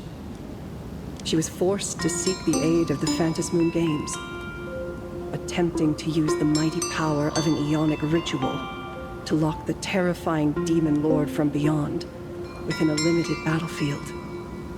This was also the first time in the history of the Phantas Moon Games that the 8 supplicants joined forces to confront a powerful enemy from beyond, the Lord Ravager, Asat Pramad. She lost. Graphia did not win the Phantas Moon Games, nor did she manage to kill Asat Pramad.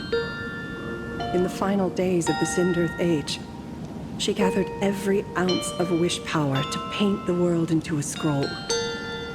Using herself as a nail to steady the canvas, she sealed the Lord Ravager outside. Yes. As long as the scroll still enshrouds reality, he won't be able to lay a finger on the Leviathan's remains buried deep within Ahatopia. The story is over.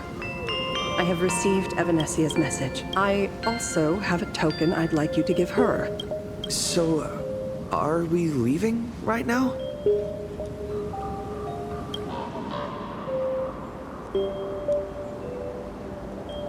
No, there is no need to rush.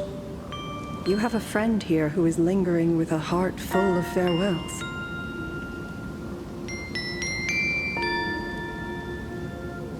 You mean Blade? Follow this path down to the riverbank of Myriad Wish Grove. You'll find many Wispe gathered there. When you are ready, choose a Wispe. Whisper Graphia's name and your wish to cross over to the other shore. Then release the Wispe into the river. When the time comes, I will bring the ferry to deliver you into the canvas. Graphia vanished. How elusive. Anyway, I should head to the riverbank of Myriad Wishgrove first.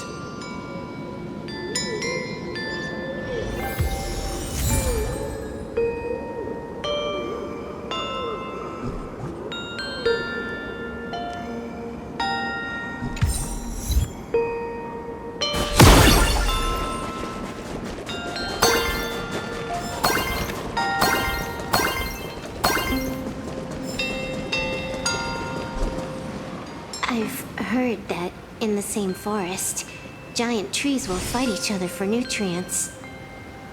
How about this? We just feed Shuhu to that tree in the courtyard. It would save us a long trip. Say something. Didn't know you were a forestry expert. I'm not joking. I'm serious.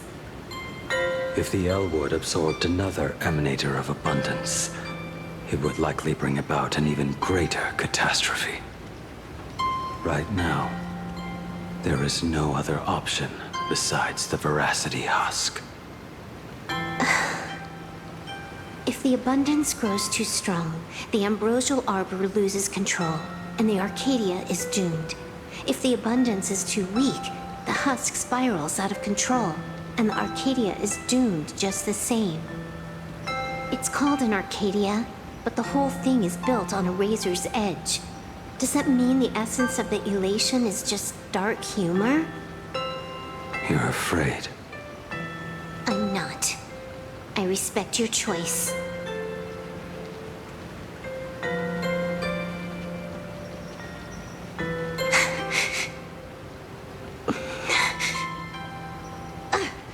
Fine.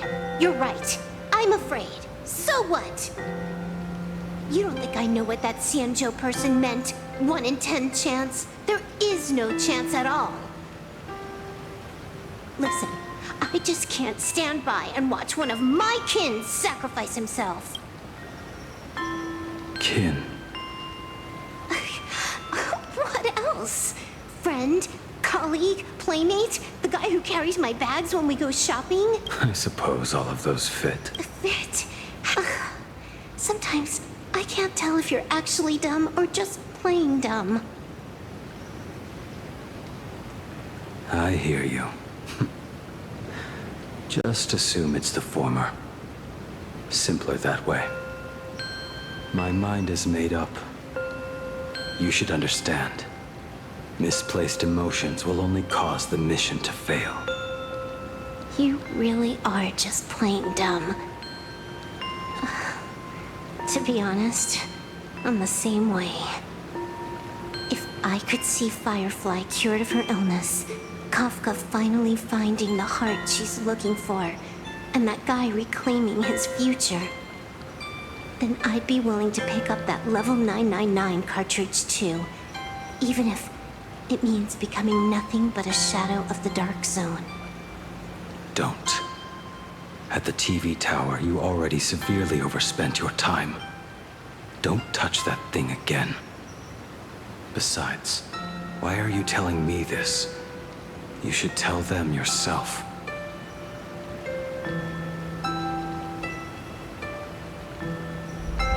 Because just like you, I'm a total, stuck-up softie. Happy now? Feel better? No. Unless you give me a sincere apology and a proper goodbye, we're not settled. Not settled. Is that right? Fair enough. Whether as Ying Xing or as Blade,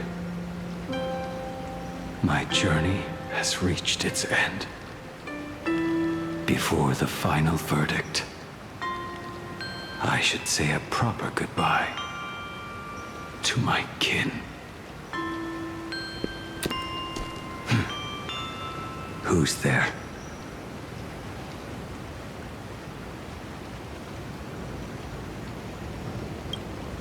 Next time, it'd be better if you didn't try to sneak up on us like that. I knew you would come. I met the legendary Graphia. She told me a way to enter the world in canvas. If we simply chant her name and release a Wispe into the river, she'll come to ferry us. A legend from 1,000 years ago. And she's actually still alive? It really makes sense. After all, you two are practically the same age. Knowing that gives me a bit more hope that you can actually make it back. Then let's begin.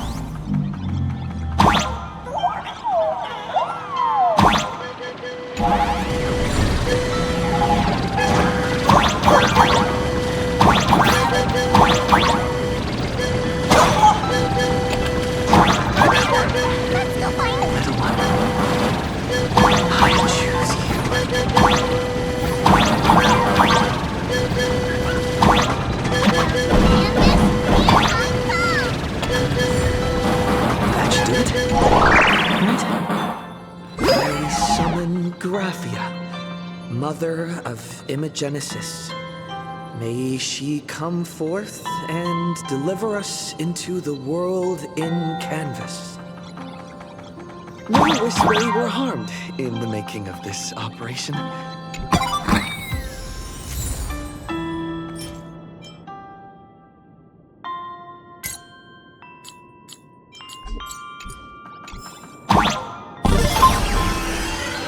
Graphia! Graphia! Everyone, into the world in canvas! How odd. This time, the visitors actually know of my existence.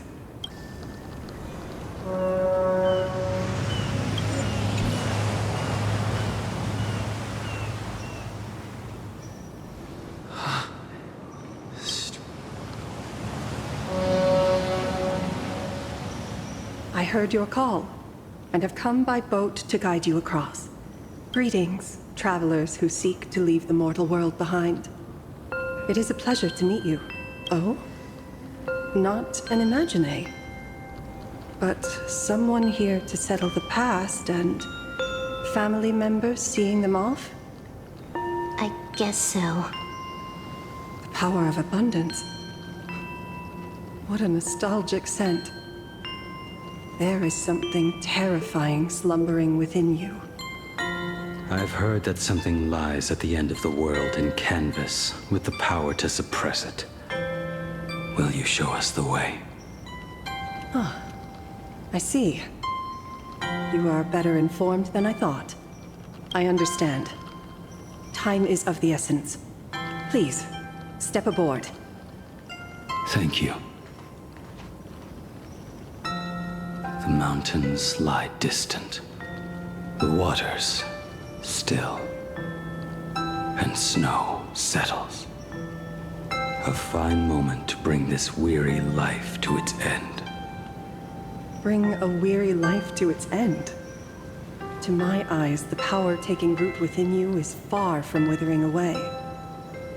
It's just a matter of time. The journey downstream is long. As is custom, I must collect your past stories as fare. I shall use them to paint the path forward, which will guide us to the other side. My past stories. I am not much of a storyteller. There is no need to weave your thoughts into a complete story. A single memory, a single breath. These too are parts of your past. Only by letting go of the past can you truly set forth with an open heart. Is that not so? Go ahead. Say something. I'm curious too.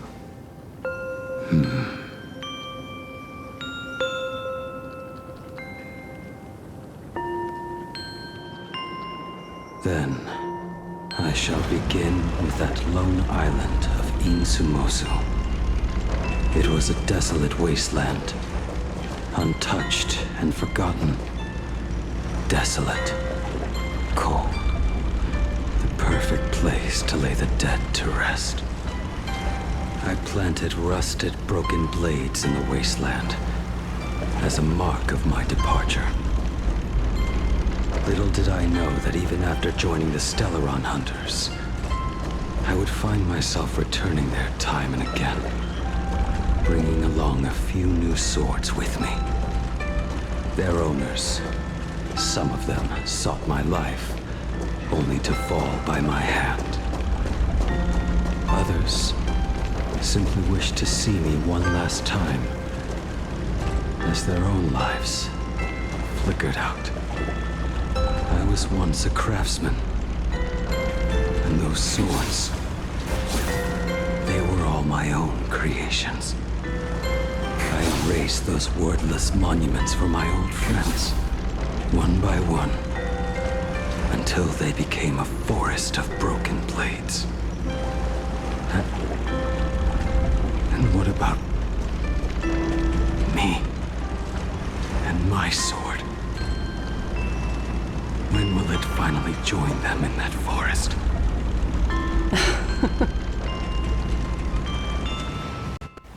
I will follow your words with my brush and paint the ideal end.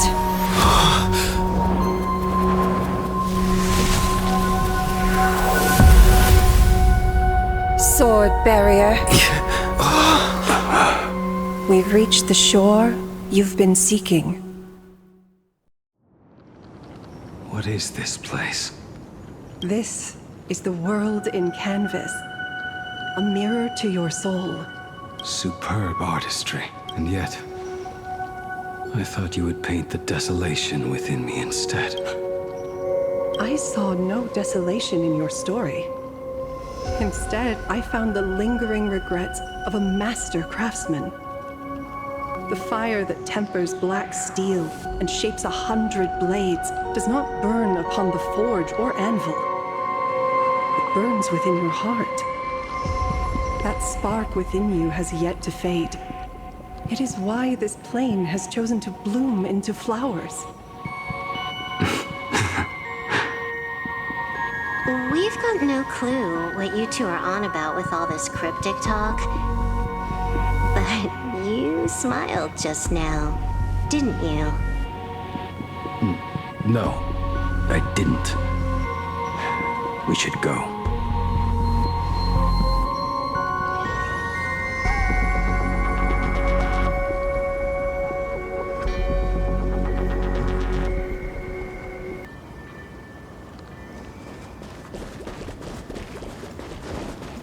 He finally smiled.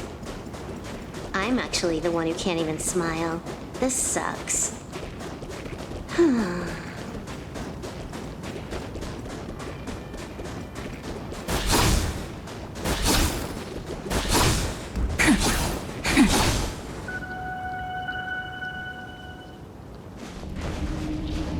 We have reached the end. That blue maw. So, this is it. Correct. Driven by the buried secrets of Ahatopia, you have come seeking liberation. And now, I have shown you the silhouette of the beast's maw. If you should find a way to get out, I ask that you swear to keep this. I will keep the secret. That blue maw, can it truly consume the abundance? Only a beast of insatiable hunger can end a plague of eternal growth. I have stood watch in this realm for a millennium, beholding the eternal conflict where the veracity and the abundance remain locked in strife. Oh, undying soul, the fate that awaits within those depths lies far beyond the reach of our... Perhaps you will vanish into nothingness in a mere heartbeat. Or perhaps you will endure a millennium of gnawing, constantly regenerating only to... Beneath that calm of yours, I can feel an old friend lingering. Agony. This is the price I must bear for becoming one with the canvas. You're telling me if he leaps, he has to stay down there and be torn apart for ages? I'm not okay with this. Yao Guang never said anything about this when we went over the plan. I have lived for nearly a millennium. I stopped wishing for a swift end a long time ago. If the Leviathan does not consume me utterly, then I am still alive.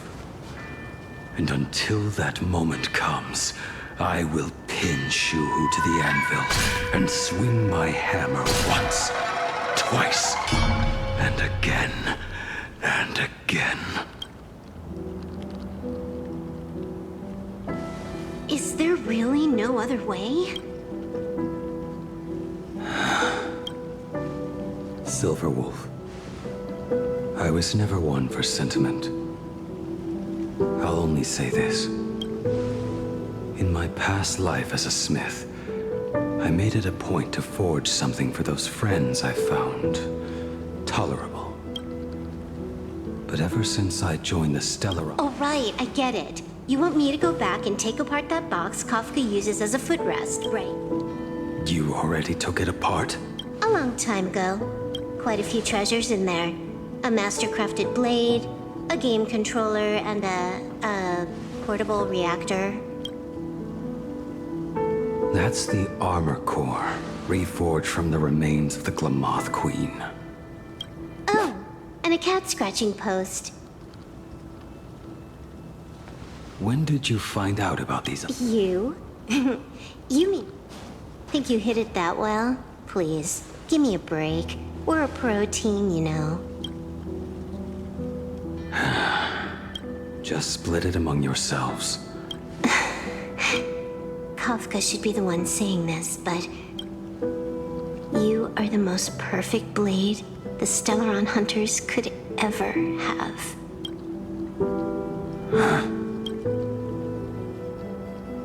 Just a broken blade. That is all.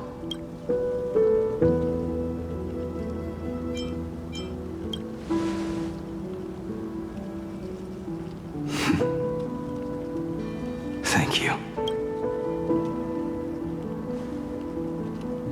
Before you go, you have something to say to him too, right? To me? Don't take offense. It's just a few words. Before joining the Stellaron Hunters, I once lost myself. Unable to see the future, yet unable to reclaim the past. Just like you when you were first reborn. Whether we chose this path, or were forced onto it. Leave no room for regret. And never deny the path you've traveled.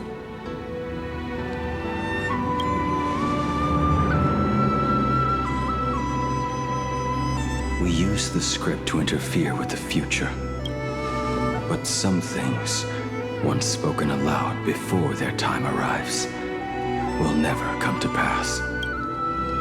So, I must head into this unscripted path alone.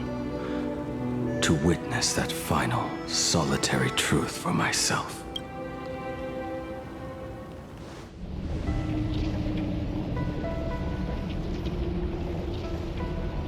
It's time.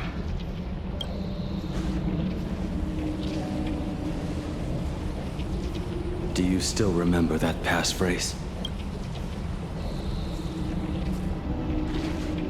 No need to step forward. Just recite it in your head. 3 of a kind. 2 pair. Ace. Go.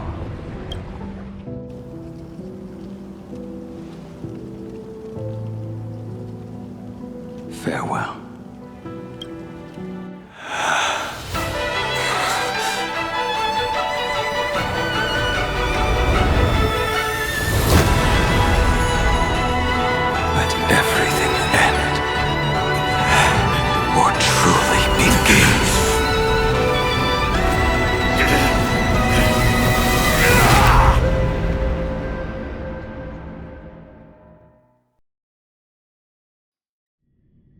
In the final moments of your life, what will flicker through your mind?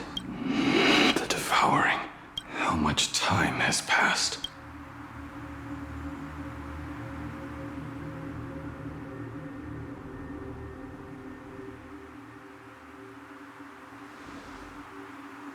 Sea of clouds.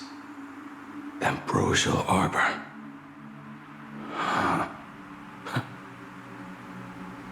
To think that with death so close, this is the scenery my dreams would conjure. My heartbeat. It's barely audible now. Shuhu. Are you still alive? Am I still alive? Finally woke up, Yingxing? Master. I am sorry. You have the wrong person. I am not Yingxing. Huh. A lad your age, yet your head is more muddled than mine. You're talking nonsense in your sleep, boy.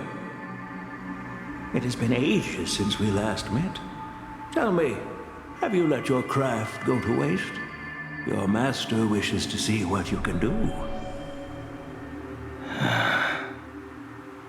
Not a sweet dream of toasts and laughter, nor a nightmare of clashing steel. Instead, it is a dream of returning to the very beginning, to confess my sins before the master who taught me everything. Typical.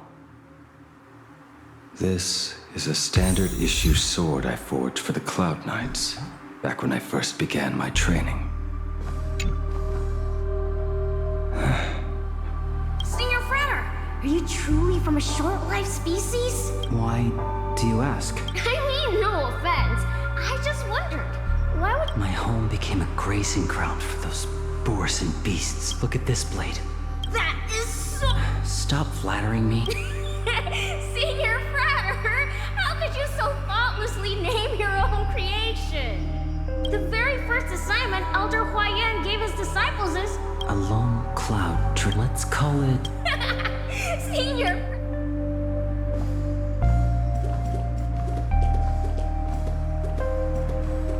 I hung, and that bow I forged for her.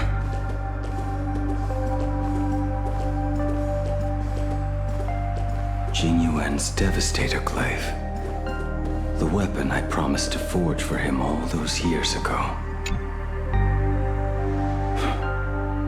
Old friend. A genius. I suppose Master Jing Liu's swordplay should be no trouble for you then. You little rascal. Do not try to act like my senior just yet. I am from a short-lived species.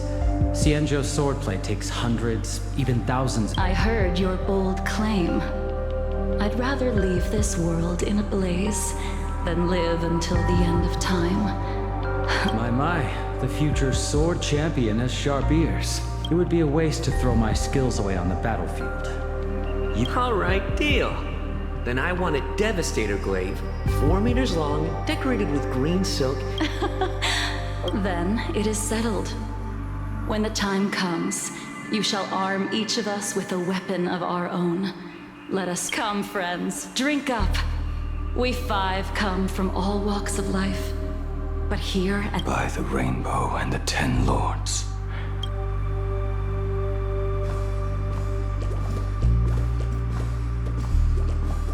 The prosthetic arm and sword staff from Mr. La Mancha were works created by my master and me. He came to visit me even after I was cast into the... Yingxing. Now the shadow has tasted the flesh of abundance within you. You cannot even speak anymore. Yingxing, look at me. It was only thanks to you and your master that the shadow of veracity was sealed. I owe you both a debt of gratitude. So I have but one question. There is always a way out.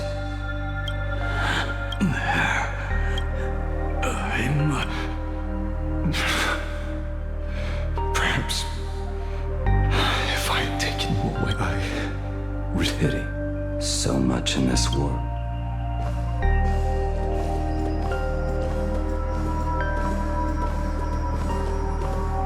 This is not my work.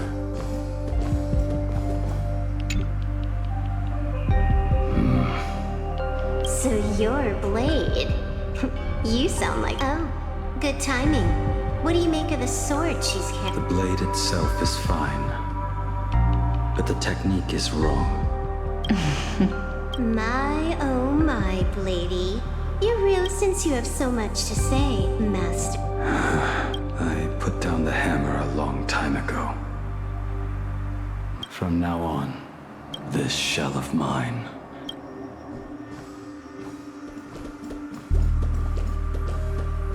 A weapon given by Ying Xing to an old friend. But we are no longer who we once were to each other.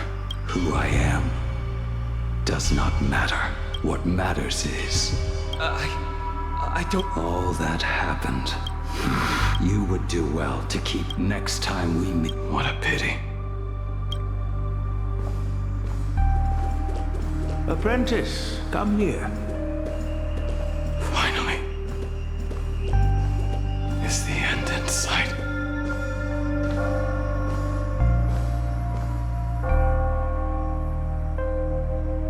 I am here. Master. Good.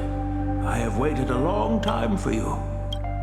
You have seen every blade I have forged in this life. Fine work. Somewhat flawed, perhaps, but their edge is undeniable. The marks of a true master. Gazing upon the weapons I forged in days past, I can only feel a surge of endless regret. The hammer falls and cannot be undone, yet I have spent my life taking one wrong step after another. I betrayed my friends and broke my oaths. Even with these divine blades, I failed to protect those I held dear. My hands are stained with blood. I loathe the reflection it casts back from my blade. But what weighs heaviest on my soul is the debt I owe you, Master. In this life, I fear I will never have the chance to repay it. Let it all out. You feel a bit like... But isn't there one last piece you've yet to show me?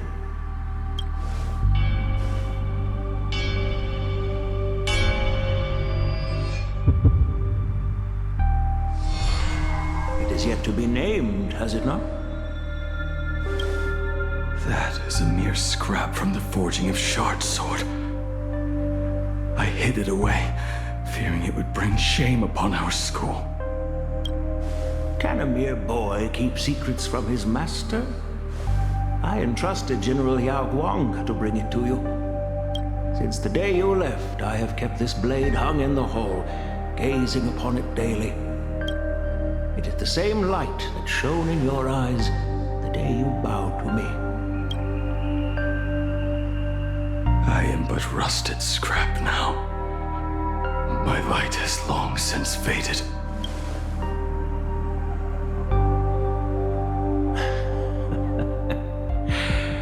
Crushed ore, old materials, rusted iron. As craftsmen, we spend our entire lives in such company. Waste not the bounty of the world, but perfect it through craft. To take what is useless, to take every failed scrap and forge it anew. Isn't that our very mission as craftsmen? Even for a life that has reached its end. A life built on nothing but mistakes. As it is with the work of a craftsman, so it must be with the life of a craftsman. Do you still remember the question I once asked you? What defines a blade?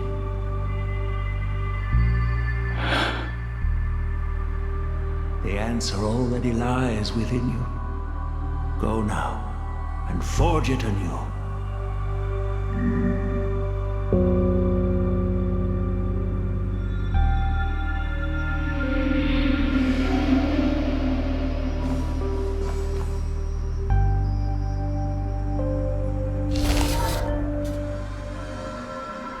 Forge it anew. Interesting. Now I wish more than anything that I could just live a bit longer. Ying said that back when he was nearing his end. Shoo.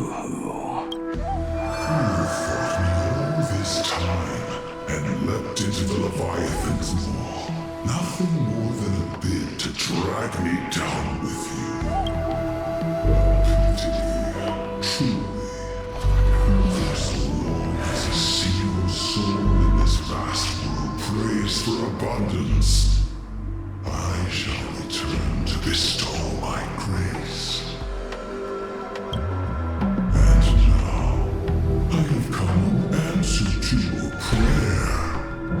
Within the Leviathan's maw, I shall grant you 1,000 years of agony, as your flesh will be remade, only to be devoured again.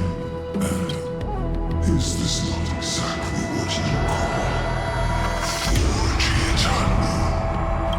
Poor child.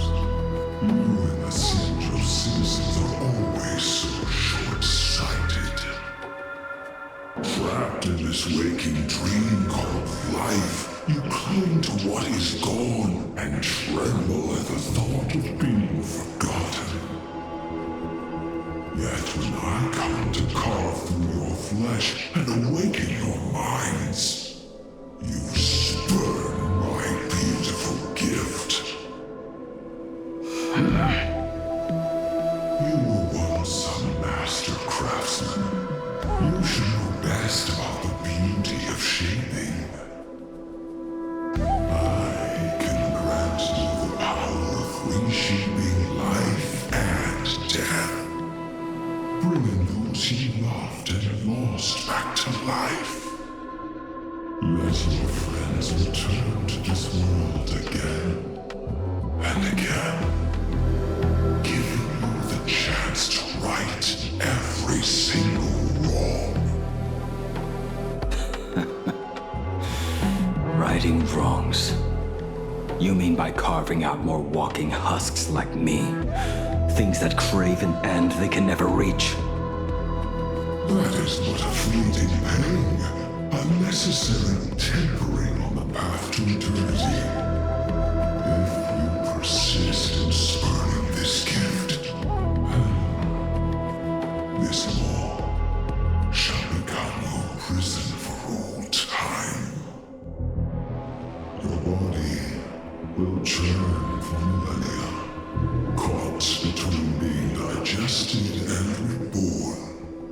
Every inch of your flesh will remember the agony of being ground to pulp, until your very will dissolves into nothing, leaving only a hollow husk that can cry out my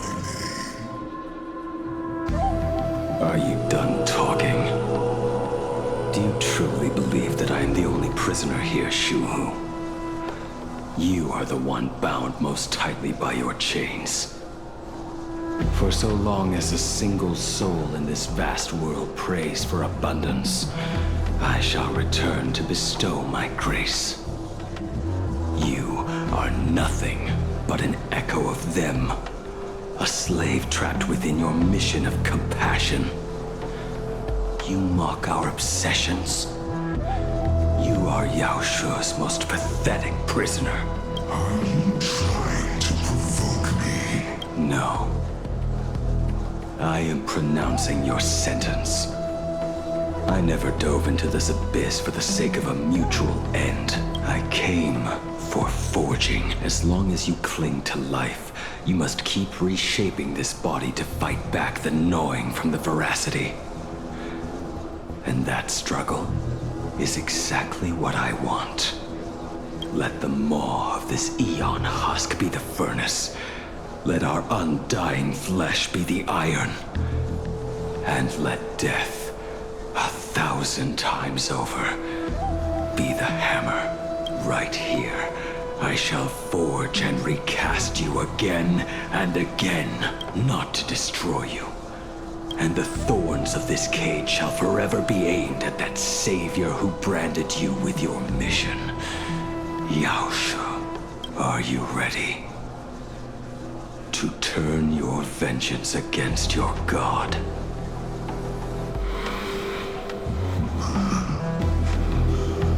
I see now.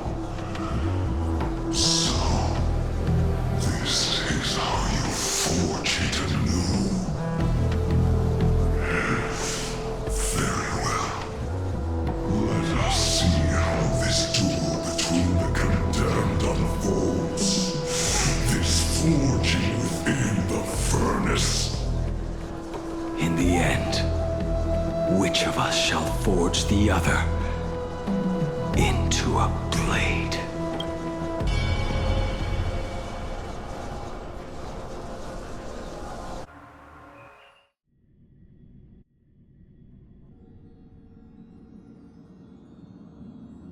When reunited with family after a 15-year separation, 22% of organic life forms will weep and embrace, whereas 59% will exhibit indifference or outright rejection. Yet, choosing to conduct a covert investigation instead is...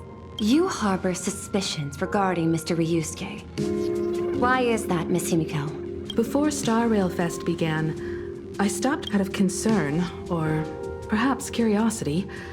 I leafed through his portfolio. The artwork was meant. 5 of the worlds he captured in these paintings are now gone, lost to the fires of war waged by the Antimatter Legion. Just as you suspected, in the year 1969 of the Arcadian calendar, he traveled to the Delcor Ring to sculpt a statue for the Doctors of Chaos. 2 years later, the IPC received word that the last... Also, in 1984 of the Arcadian calendar, he traveled alone to the planet Goliath's Shepherd. After a century of resistance in the fires of war, the planet was officially... Both incidents point back to a single culprit. The Lord Ravager Asat Pramod. However, there is also evidence suggesting that Mr. Ryusuke was still in Planarcardia when Asat Pramod appeared. Additionally, the IPC recovered a commission he received.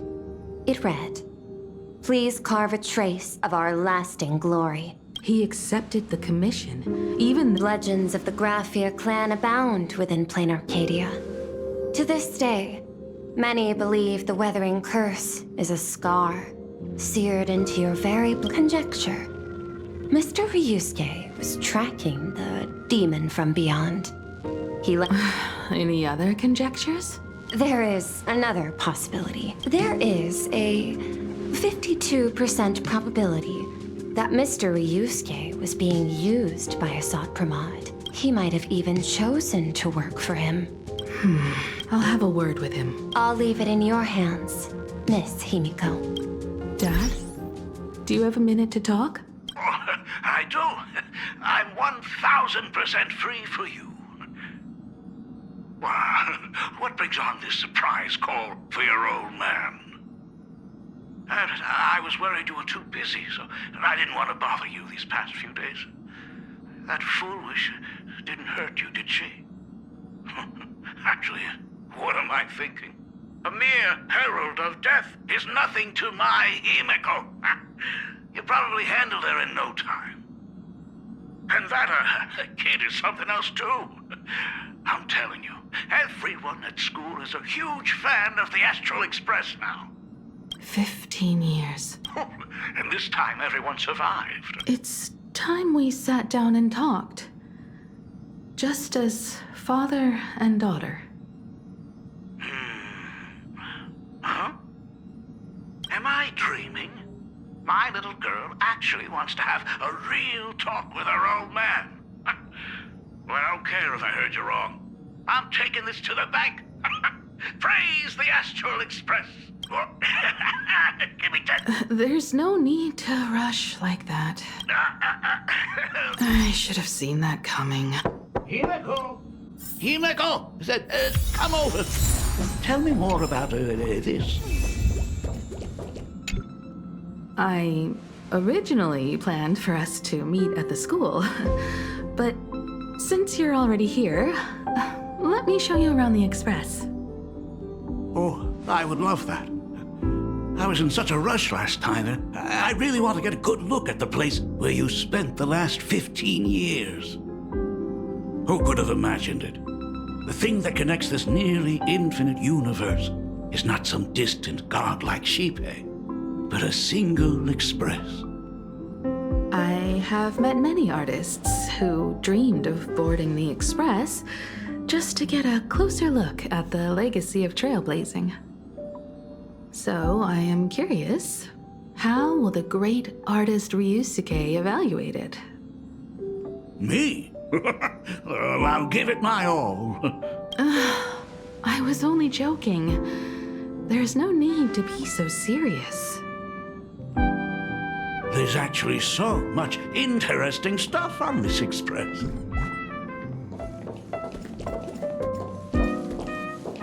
This table is kind of different from the others, isn't it? I mean, they all look alike, but this one doesn't seem authentic.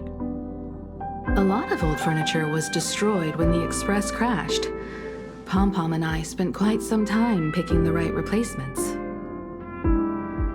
Out with the old, in with the new, huh? Well, the Express has been running for years, so it's only natural to have to patch things up every now and then. You must have had a hard time keeping it running. It's not that hard. I'm used to it.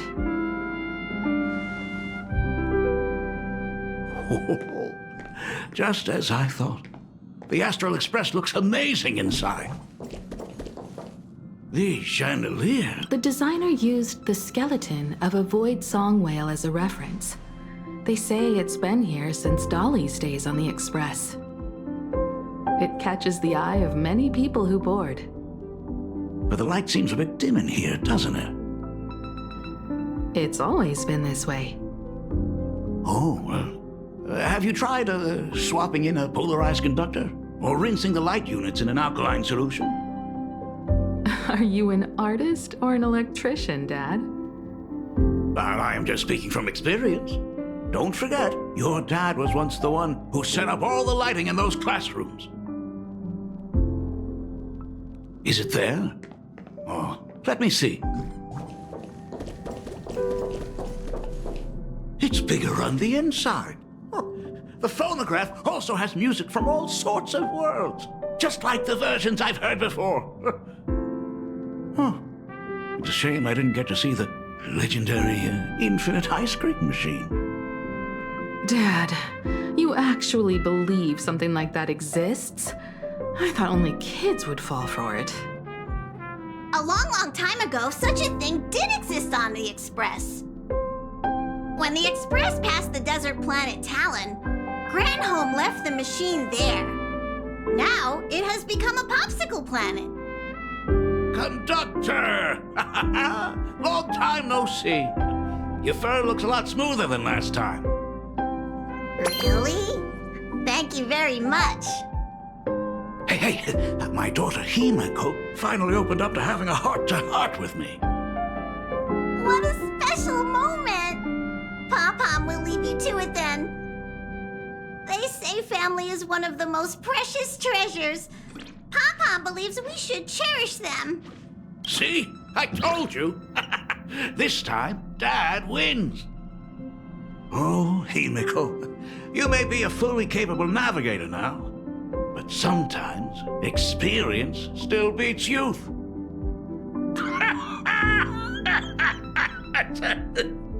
Aren't you tired of talking non-stop? Are you actually worried about me? Oh, I am so touched. Perfect. I'll make you some coffee. Huh? Well, might as well swing by the meeting car to say hi to that, Intellitron buddy.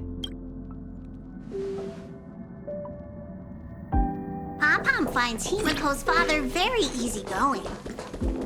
Himeko, come on.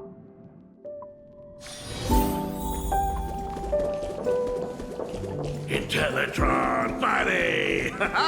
Long time no... Rumor has it that the drinks in the World's End Tavern are all brewed from jokes.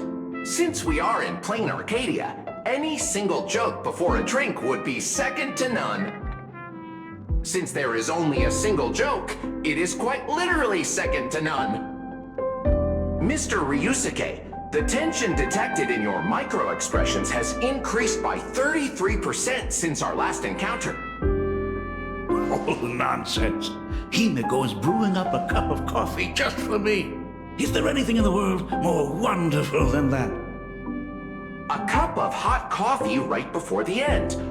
This must be what they mean by life is short and bitter. Huh.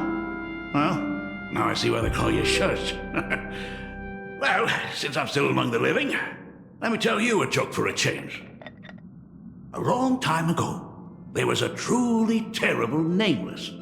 They snuck aboard as a passenger, seeking a certain answer. Now one day, they ordered a drink from a service robot on the express and told it a joke. A long time ago, there was a truly terrible nameless. They snuck aboard as a passenger, seeking a certain answer. I have retrieved the same joke from the archived logs. It is indexed under the title, An Unfunny Joke. But did you know, the first time the robot heard that joke, it laughed with pure joy. Don't go filling Shush with nonsense. Its database is already enough of a mess. Dad, here's your coffee. This cup is huge. Himeko, tell me, are you still holding a grudge against me? What are you talking about? Now drink up while it's still hot. Analyzing components. Results show coffee concentrate, Heldoran butterfly scales, a species of fish from a gas giant, trace amounts of iron particles, and various other unknown substances. Mr. Shars, you must be exhausted after telling all those cool jokes. How about a nice hot cup of coffee to warm you up, huh? My inspiration circuit is vibrating. Oh, Himeko, if I do not make it out of here, please deliver my resignation to Miss Dolly. Tell her I will not be coming in tomorrow, which is really no different from any other day.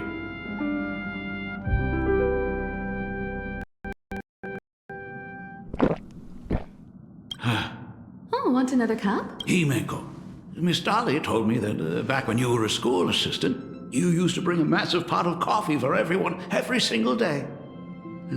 They still talk about it to this day. It would be selfish of me to keep this all for myself. I simply must bring some back for the other teachers to sample. I am afraid it will be long cold by the time you get it to them. But as you said, it is time for us to head to the school.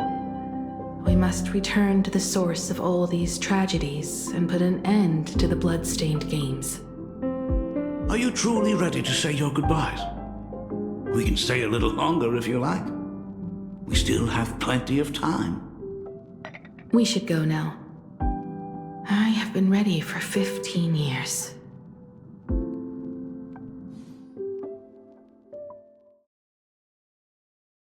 It has been 15 years. Those ghosts have been repeating their final day over and over, trapped inside the classroom you imaginated. Even if they are merely shadows of the past, they deserve to be set free. Oh, you're right. Let us use one final goodbye to close the chapter on the Herald of Death incident.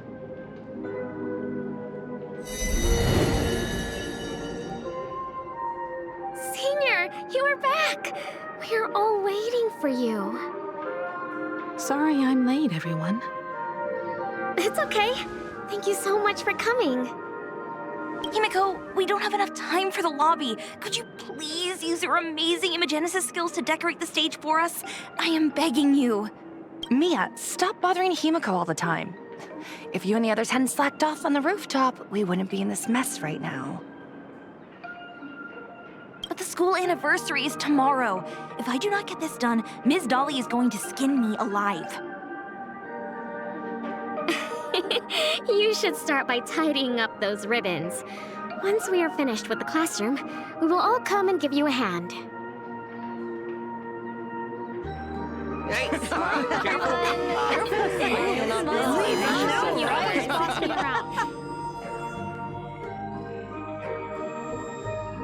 Wait, did you hear that? It's him! He's back again! Everyone, hide! Don't let them find us! Run, Senior! The Herald of Death is back! Don't be afraid, Belle. I'm here. No more running away. We don't have to face any Herald of Death anymore. Really? When have I ever led you astray? Look, even the Dean has arrived. Let us run through the anniversary program one last time. Right now? But we still have so much left to do. The decorations are nowhere near finished. Oh, it is all right. We have plenty of time. This sunset will linger for a very long while. Just long enough for us to finish our celebration. I hereby declare that the Graphia Academy anniversary and the graduation ceremony of 1984 has officially begun. Since the other grades are not with us today, we shall keep the proceedings simple. According to our school motto, every student must truly understand their purpose before they depart from these grounds. Students, have you all discovered who you wish to become? Why so serious? It's only a rehearsal. Well, in that case, I'm going to be an artist. And not just any artist. I will be even better than you, Senior. I plan to study at the Intelligentsia Guild. I want to learn how to create even more interesting imaginae. I want to study cinematography and become a director. I want to capture every single moment of happiness in the Arcadia. I hope that in 10 or even 20 years, you will all still hold these dreams close to your hearts. And now, please welcome our distinguished graduate representative, Himeko, to the stage to offer her final blessing to the graduating class. Our senior is doing this? That doesn't happen a lot. Himeko? Are you nervous? Relax. Give us a smile. I do not know what to say on an occasion like this. All I know is that this is a comfort the living leave for themselves. But take that step forward. Go and embrace tomorrow. Become someone that the person you are today would be proud of. Congratulations to the class of 1984. Senior, don't miss us too much. Himeko. See you around. Himeko, what's with the sad face? It's not like we'll never see each other again. Farewell. Belle. Full wish. Mia. Safe travels, everyone.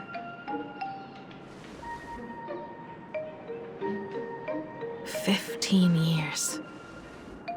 The blood-stained games that altered the course of so many lives have finally come to an end. If only I had not lost myself in my own grief. If only I had looked after that child properly. Perhaps everything would have been different. It was not only the Herald of Death that pushed her towards that abyss. Full Wish said that it took Planarcardia 15 whole years to kill her. Will this world ever get better, Dad? I don't know, but I'm willing to believe in it. Dad, all these years, just what have you been doing? Is that concern I hear in your voice? If you say so. After the blood-stained games, I traveled to many different worlds. Every time I set foot on a new planet, my thoughts always returned to you. Until one day, I happened to see news about the Astral Express. The person on that screen was so different from the daughter in my memories. I was afraid, to be sure. I did not want to disturb the life you had found. As long as I never saw you in person, I could keep telling myself that lie. My daughter had fulfilled her dreams to soar among the stars. Von Walk? Owenly? New Londinium? Step by step, I made my way into the very bedtime stories you used to tell me. Were they beautiful? In this vast universe, nothing holds more beauty than the lands en route, yet to be reached. You may have been a poor excuse for a father, but even so, thank you for setting me on this trailblazing path.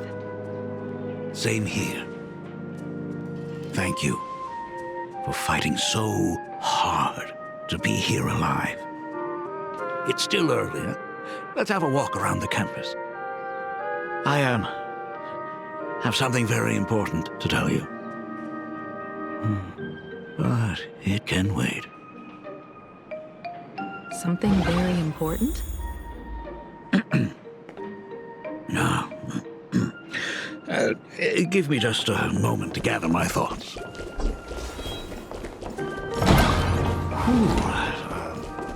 Nice weather today.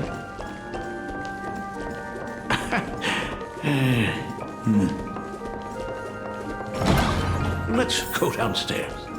Oh my god, it's her! Oh my gosh, I'm such a huge fan of yours! Senior Himiko!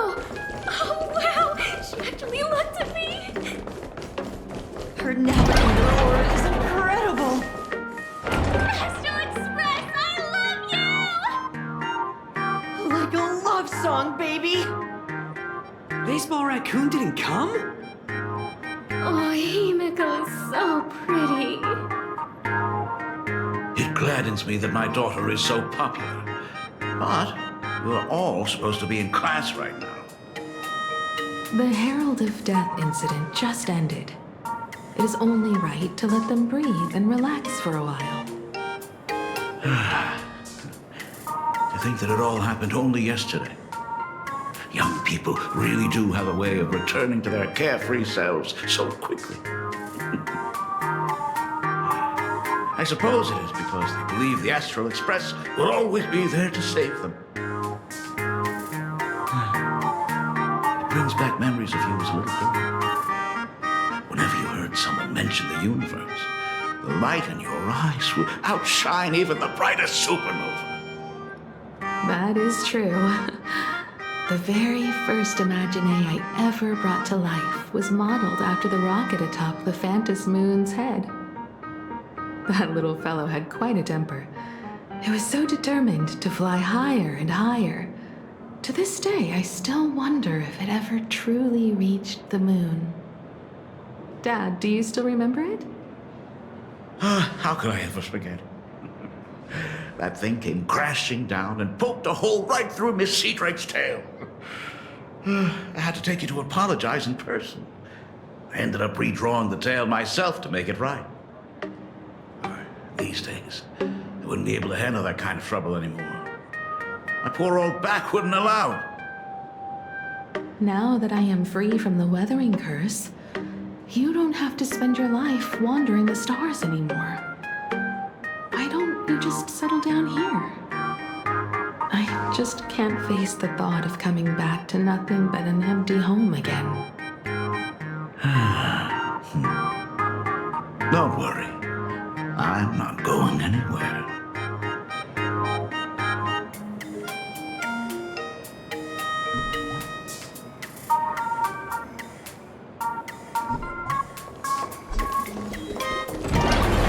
The Genesis classroom is it, Ms. Dolly? She might have taken... I never noticed it before, but on closer inspection, this classroom is so much bigger than it used to be. It must be because of that incident. As the culprit behind it all, you haven't forgotten, have you? Of course.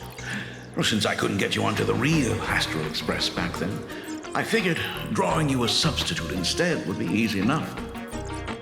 The principal himself imaginated an express and went tearing across the campus with his daughter in tow.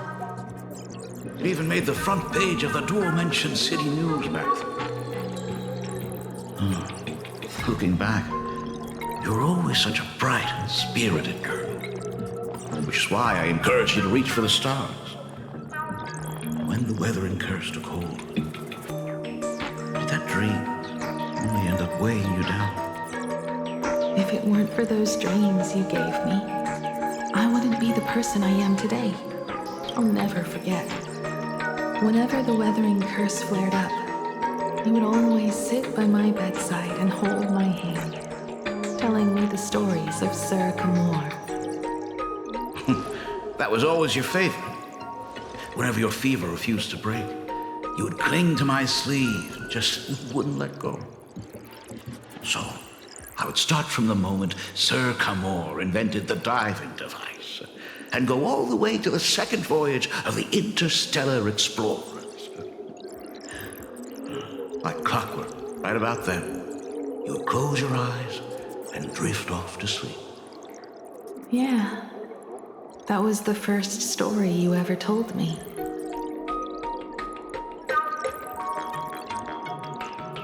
And the very story that helped me make up my mind. Even if I could never leave this place, if fixing the Express meant sending just one soul to the stars, that would be enough for me. Yet before I knew it, I'd already traveled far beyond anything I ever imagined as a child. I think I understand how you felt back then. Perhaps one day, I'll set down my duties as the navigator and come back to this place too. What about the Astral Express? A crew of the most incredible nameless will keep the Express sailing on. Like a teacher watching their student, or a father his daughter. I understand that feeling. Then your dad will always be here at home waiting for you. So, what is this important thing you need to tell me about? Yeah. That important thing. Dad, are you hiding something from me? I knew I couldn't hide it for long, Himiko. I am sick. What? This isn't the right place for this discussion. Let's go to my office.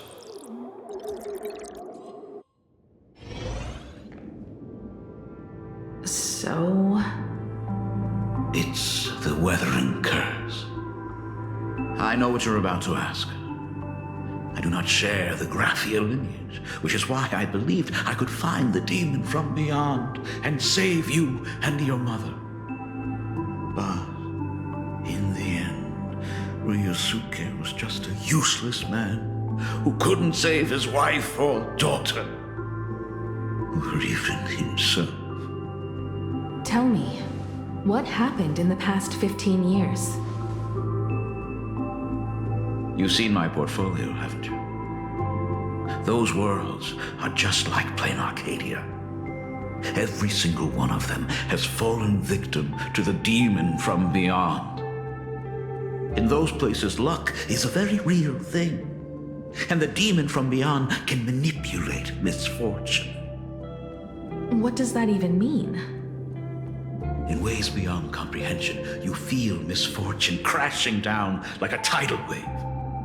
Solar storms, diamond rain, system failures, one disaster after another. But if you make it out alive, bizarre strokes of luck come swarming back to you. And so the cycle repeats, washing over the world, tearing it apart. It sounds more insane than the Phantasmoon games. The universe is sheer madness, beyond all reason. I survived over and over, yet my body has become as fragmented as Graphia once was. Is this his way of torturing the rebels? I don't know. But by the time I realized it, there's no escape. Why didn't you tell me earlier? I could have reached out to the IPC's doctors. It's no use. I've been been chasing after him my whole life. I know him better than you do. Himiko, remember when you first learned to paint? I told you then why we must paint the beauty that we see. Because the ugly, the despicable, and the cowardly, they endure forever through evasion, like beasts driven by survival. Beauty remains ever fleeting, just as heroes find their end in sacrifice, and stars dissolve after they shine. Humans have surpassed their animal nature. We face our pain and our end to win a dignity that the vast universe cannot ignore. So we must capture what is noble and bright to show that such things truly lived. As for the barbaric and the low, they will endure regardless, needing no witness to their existence. But Himiko, you are no longer the one who paints. You have become the very splendor that I strive to capture. Fate works in mysterious ways. I'm so glad to see you once more in my final moments, watching you fulfill your childhood dream. You are standing before me as the navigator of the Astral Express. I should have come back earlier. I'm so sorry. I am the one who came back too late. I've thought about it 1,000 times. On that final night of the Bloodstained Games, if only someone had been there to sit by your side. After everything, does this tardy father still even deserve to hear what his daughter wants to say? If you're willing. Thank you, Akivili. Thank you, Himiko. All of this happened after you went away. You were jumping from one job to the next, and for 4 long years, I had heard nothing from you. During those 4 years, I found the stranded Express deep in the canvas world and kept trying to repair it. Watching the Phantom Moon grow fuller, I remembered the mask that had been handed down through our family for generations. If I could claim victory in the Phantom Moon games, then perhaps by harnessing the divine authority of elation, it might just be possible to set the Express in motion once more. But the Herald of Death was a complete madman, and he smashed every dream to pieces.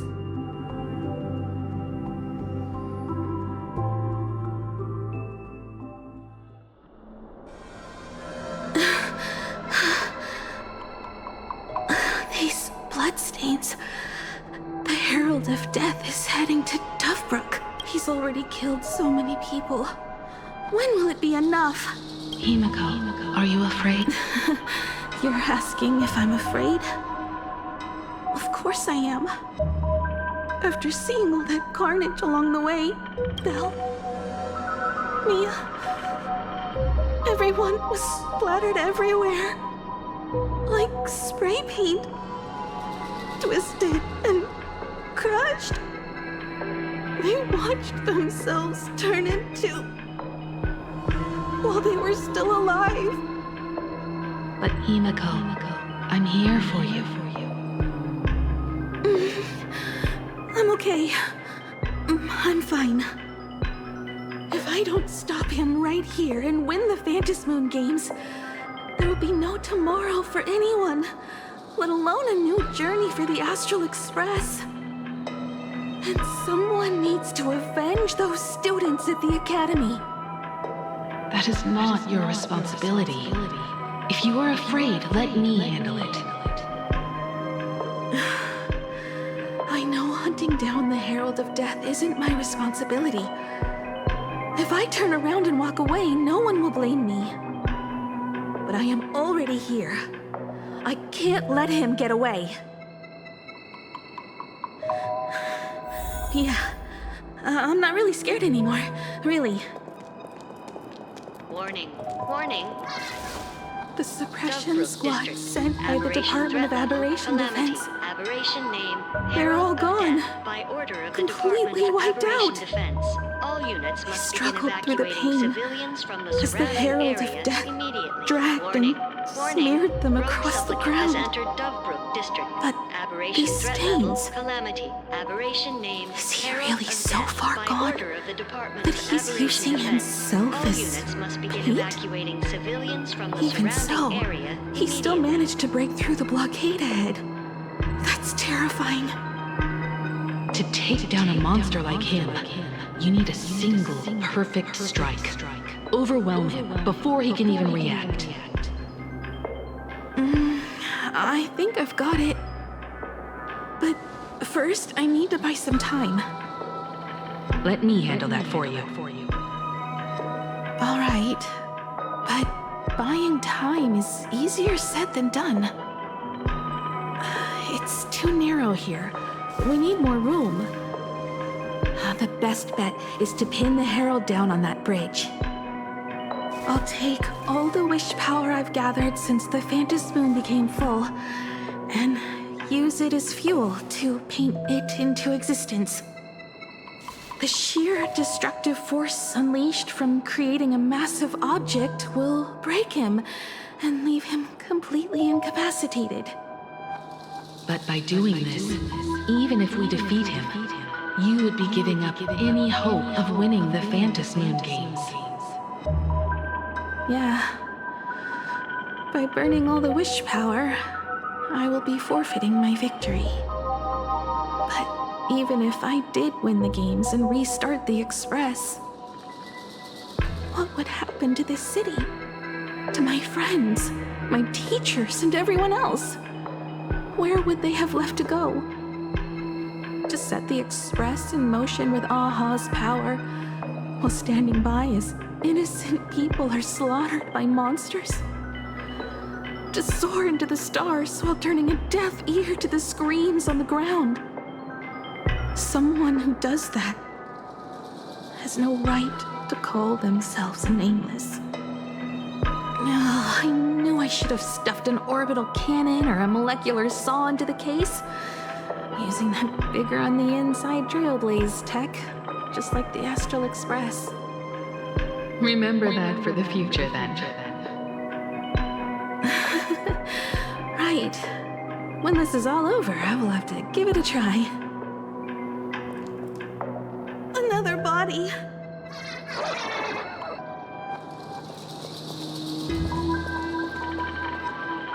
Black Birch. Guess he was after the Herald as well. Black Birch, the masked fool? The one who turned Gotham City upside down not long ago? Only 2 supplicants are left in the games now. In other words, we are the last hope for victory over him. Just like those legends I grew up with. A hero confronting a monster to protect everyone. Now that responsibility falls to me. I will take him down. After that, I will repair the Express myself and see it fly over the horizon and break out of the atmosphere. What a beautiful sight that will be. Then consider this the first world to be saved before the journey on the Express begins. The very first stop, then? It'll certainly be quite memorable. The stench. It's about time. So exquisite! These flowers blooming in Planarcardia! Ooh, I can hear them dancing at the tips of my nerves! What is that? You say this is not enough? Still not enough! I need more pigment! I will mix my colors with screams of terror and pray for the catecholamines to drown me! Department head, I shall show you the error of your ways!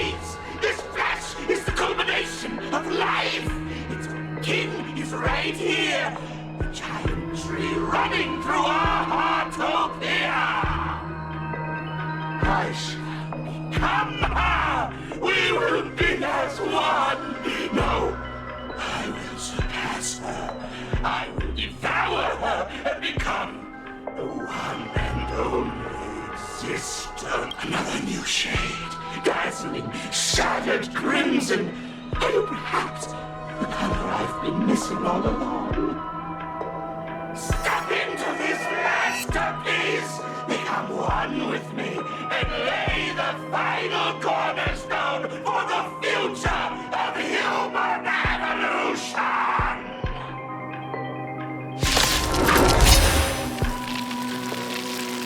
Stop right there.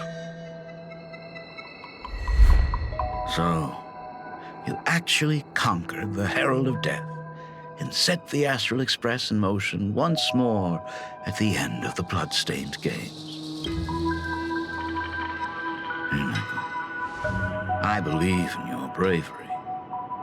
When confronted by death, you will undoubtedly choose to resist. But you were so frail and sickly. How could you possibly defeat the Herald of Death, who slaughtered every single supplicant? And how could you hope to repair such a massive, stranded express? Well, the answer is clear. It would be impossible for you. That is, unless you had another person helping you. Don't deny it yet. I've been tested by you enough along the way. So now, give your father a little room to breathe.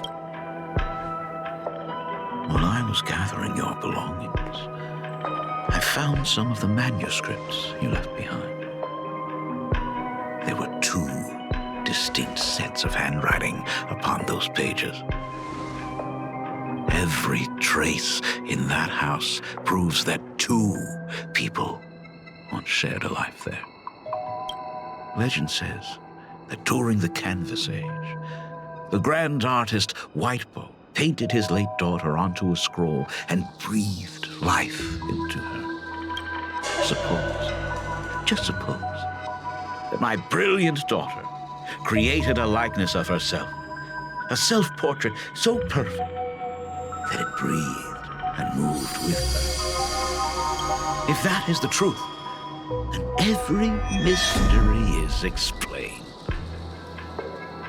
During that night of the blood-stained games, a girl at death's door and an imaginary she created followed the trail of the Herald of Death all the way to Dovebrook.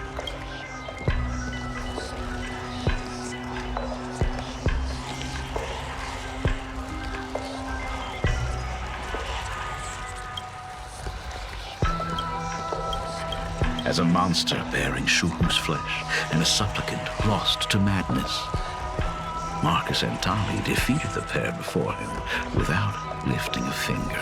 Driven by pure instinct, he slowly closed in on them. He intended to use their very lives as pigment to paint a new bloody blue. Little did he know that he was walking straight into a trap of their design. The moment he drew near, a massive iron fist was imaginated from the sky above. It was the night of July 22nd, 1984, of the Arcadian calendar.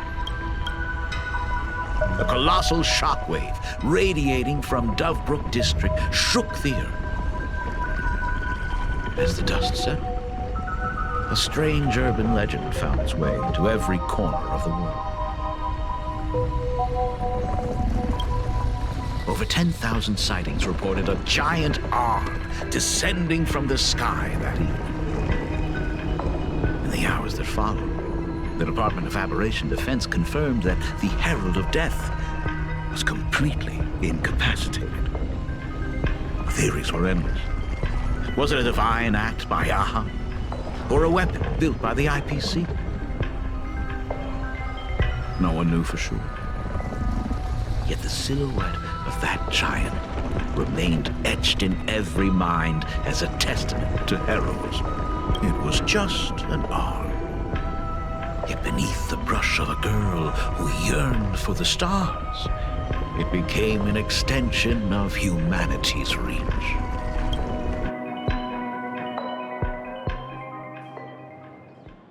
The girl achieved her dream, and the stars set sail once more. Truly a most romantic fairy tale. And now, unfortunately, I have to destroy this fairy tale myself. You don't believe me? I have no idea who you truly are.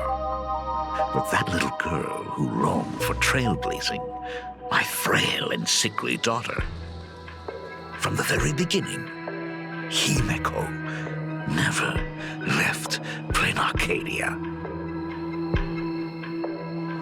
That is not something you should joke about.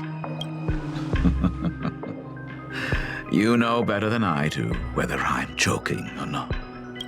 By the way, things outside aren't looking good. The Arcadia is drowning in problems. Is it really wise to stay here instead of helping the young? Those kids are all grown up now. I am staying right here to deal with the biggest problem of all.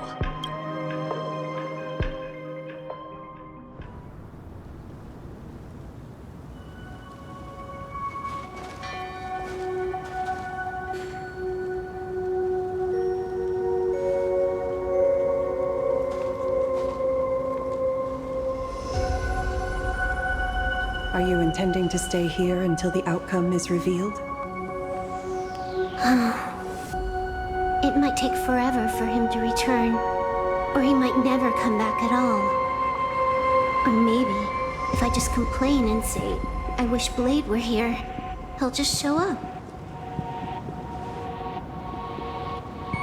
Anyway, it was his choice. We already said our goodbyes.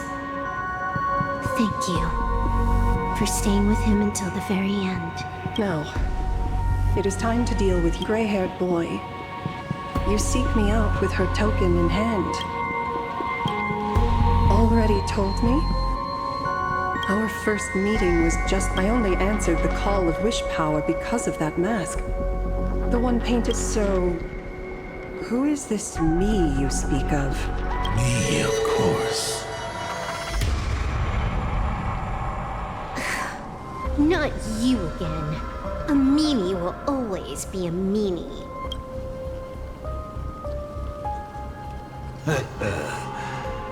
Misfortune and I share one thing in common. We both enjoy dropping in uninvited. A reunion after 1,000 years. Graphia, it has been a long time. A Sat Pramad.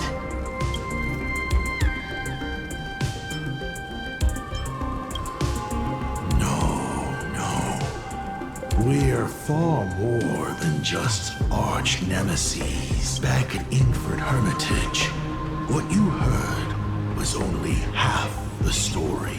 1,000 years ago, amidst the ruins of a Autopia, I found a baby girl on the verge of death. Her cold, lifeless body reminded me of the legend of Elation. Aha heard an infant cry and burst into laughter. Too bad I never did get the joke. So I came up with a much better one. I infused that child with the power of destruction, giving her the rebirth of a Void Ranger. I taught her to paint her monstrous beasts using the life of the veracity as pigment, all to carry out the Legion's divine will.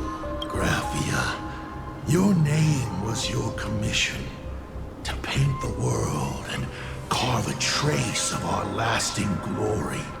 You were doing so well. Right up until you saw that express crash. It gave you ideas, Graphia. Unrealistic, foolish ideas. Since that day, I have had nothing to do with you or your destruction. Your failure began the moment you tried to destroy the Express. All you did was turn the spirit of the Nameless into a rallying cry for rebellion. I took the power you forced upon me and used it to save the innocent. You commanded me to record the end of worlds, but instead, I created a sanctuary. So, you think putting on a human mask makes you one of the Trailblazers? How amusing. Look at yourselves. That weathering curse is still eating away at you and your kin. It is the inescapable price for being a child of destruction who dares to betray her fate. World and canvas, a total disaster. Yet you still try to dress it up as a victory. Do you know why I haven't spared Ahatopia a single glance for an entire millennium? Because you bore me. But now, things have changed. Someone far more interesting than you has returned. And unlike you, she is the real deal. A genuine Nameless. That is why I have returned. Simply to tell you all this. Himiko? I've had my fill of this drama. Now... For 1,000 years, I have painted them over and over again. Tell me, Asat Pramad. I have more important. Why not let them have a taste instead? Come forth. Demonstrate your defiance.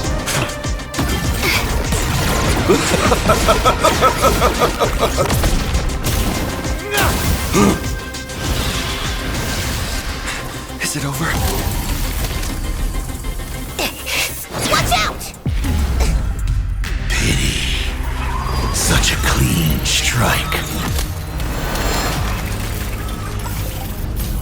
But the odds of success are 0.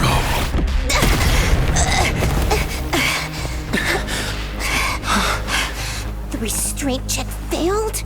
A 1 in 10,000 chance. The moment I cast the dice, the outcome is fixed. Remove the mask, protagonist. It doesn't suit you. As for you, your end is decided. Farewell. Sorry. I have failed. Minions of destruction! I will drive you all from this world! We must force her back to her senses. Countless stars, please shine for the hero. Future is great. Don't worry. Night falls. Good night. Leave it with us. I shall remember this one. Of the dead! Do I have to go full force? Of course not. That is exactly what that meaning wants.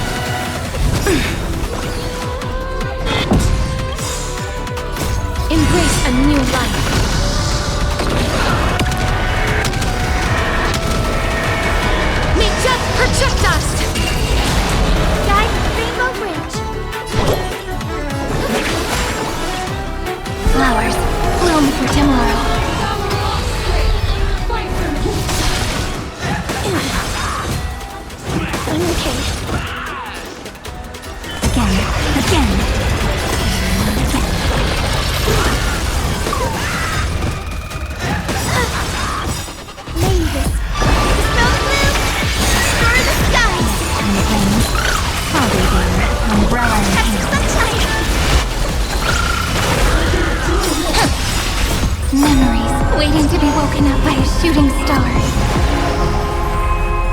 Remember me with love.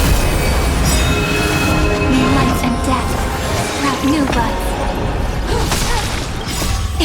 Don't blink. In time, watch over the Evernight. Rewrite destruction with me! Don't worry, night falls. Good night.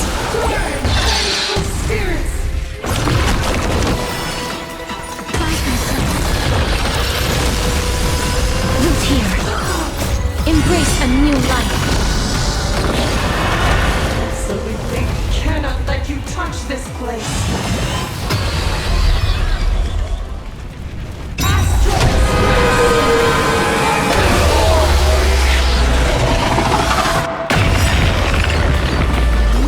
Finish this fast and catch up to Asat Pramod.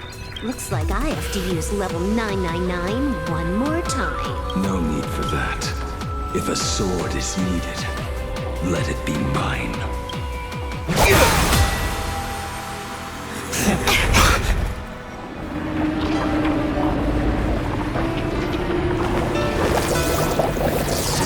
Have you thought it through? What defines a blade?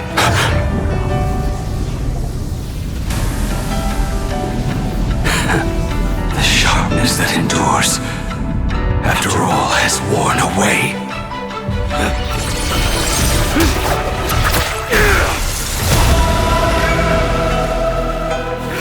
I shall take veracity as my forge, and abundance as my iron.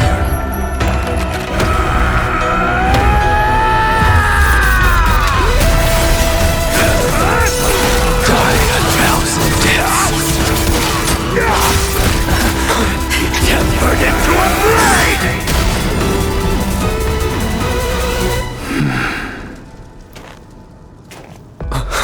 What? Not even a welcome back? The future is great.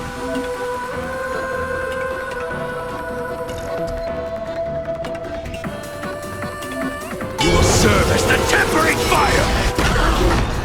No way! Blade! You answered my prayers!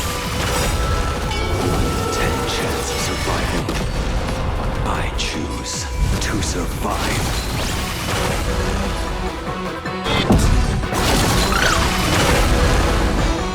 Stop messing around. Have some fun. You will serve as the tempering fire! Dispel the gloom! Restore the skies!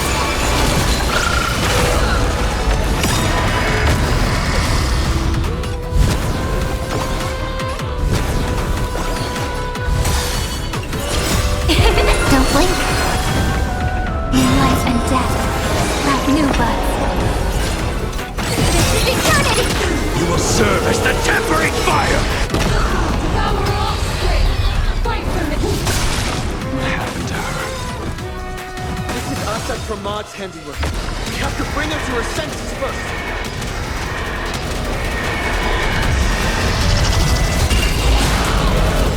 Absolutely cannot let you touch this.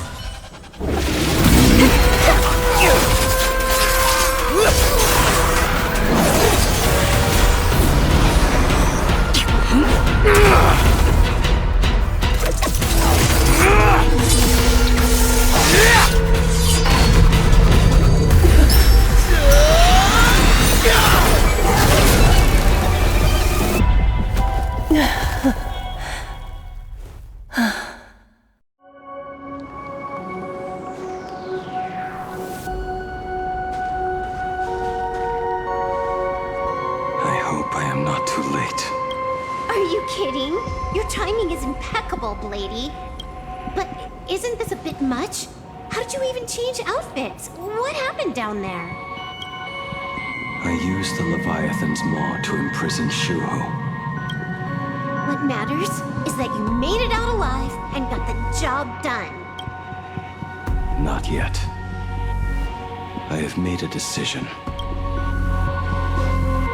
This time, I will stay and become a supplicant. I am joining the Phantasmoon Games. What? You're going to stay here and poke your nose?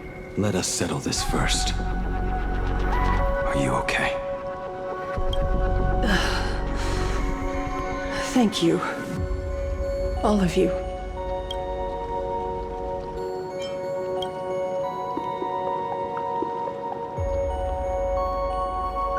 As long as the canvas remains, Asat Pramod cannot kill me. You have fulfilled what Evanescia entrusted to you.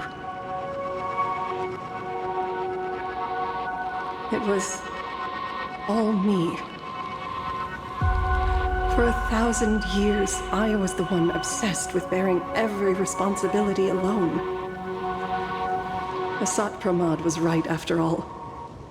I have been a ghost of 1,000 years past, arrogant enough to think my seal over the world and canvas was unbreakable.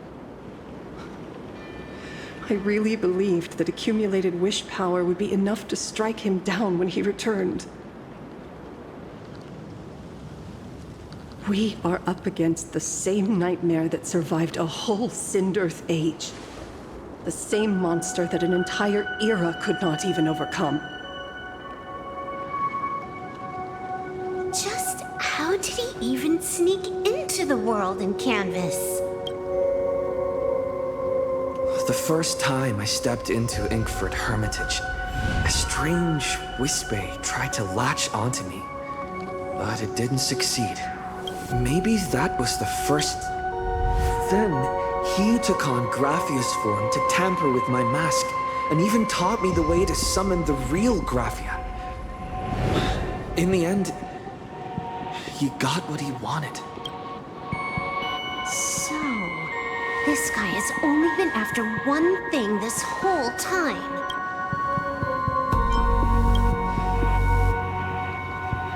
And to awaken the husk of the veracity. We need to leave this place as soon as possible. The giant maw that swallowed me is starting to stir. But he mentioned he had something more important to do. What is that even supposed to mean? He has so much on his plate, no way he can split himself into... 1,000 years ago, the demon lord from beyond invaded. He could appear in places thousands of miles apart at the exact same time, as if he possessed countless incarnations. What? He said he was meeting a genuine nameless... Himiko! She's in trouble!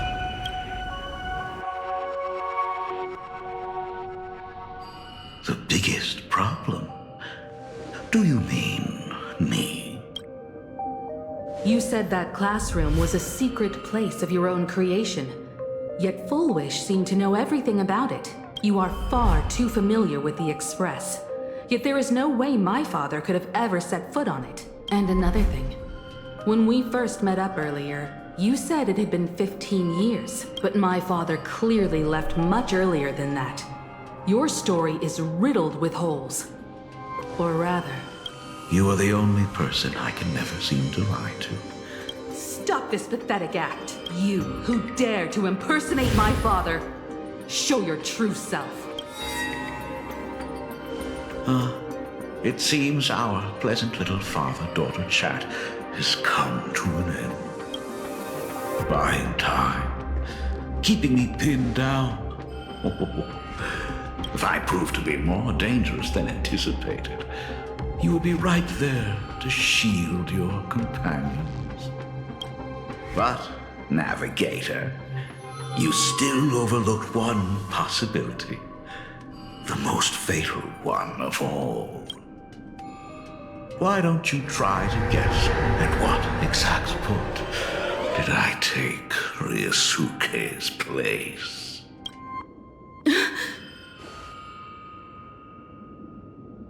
It happened on the day that man, in his desperate search for the source of the Weathering Curse to save his family, was destroyed by me.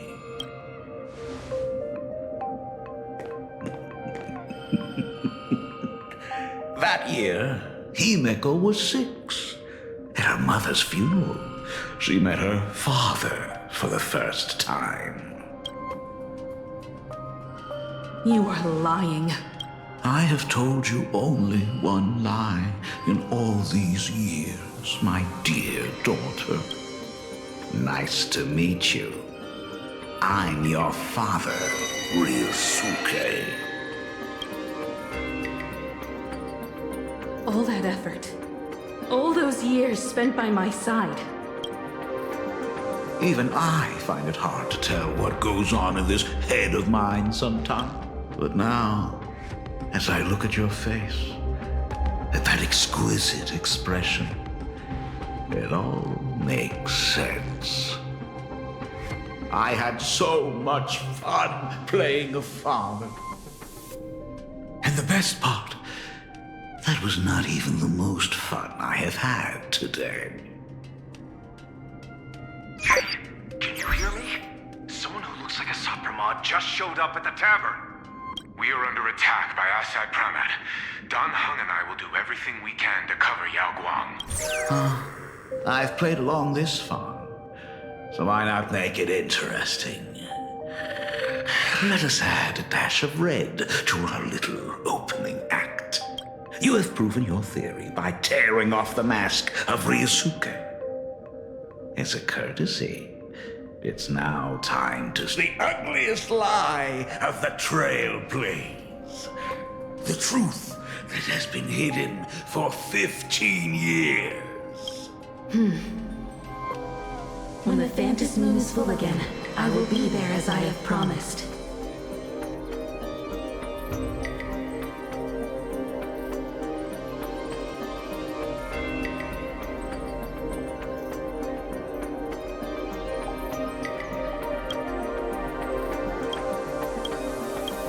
I will come back with so many stories to tell you.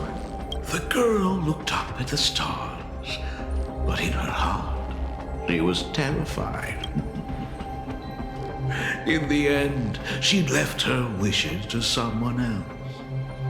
As for her, she chose to lie in a grave and stay in the Arcadia forever. Ryosuke's daughter, Himeko, is long dead. When she saw how vast the stars really were, she ran away. Just as the Trailblaze will always converge with the destruction, culminating in awe-inspiring obliteration.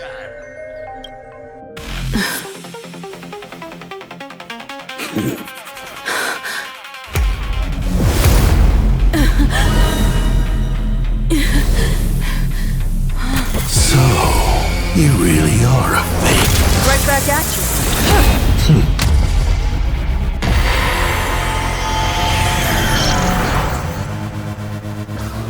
O denizens of this Arcadia, lost in its splendor, once I beheld the Astral Express rise again towards the stars. Since then, you have known 15 long years of unbroken peace.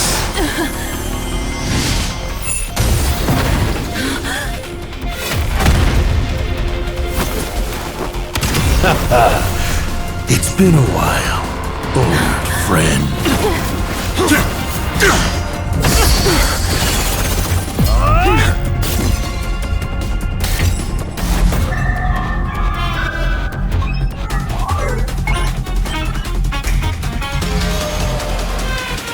For 15 years it was I, Hassan Khan, who delivered every promise of beauty to this Arcadia in advance.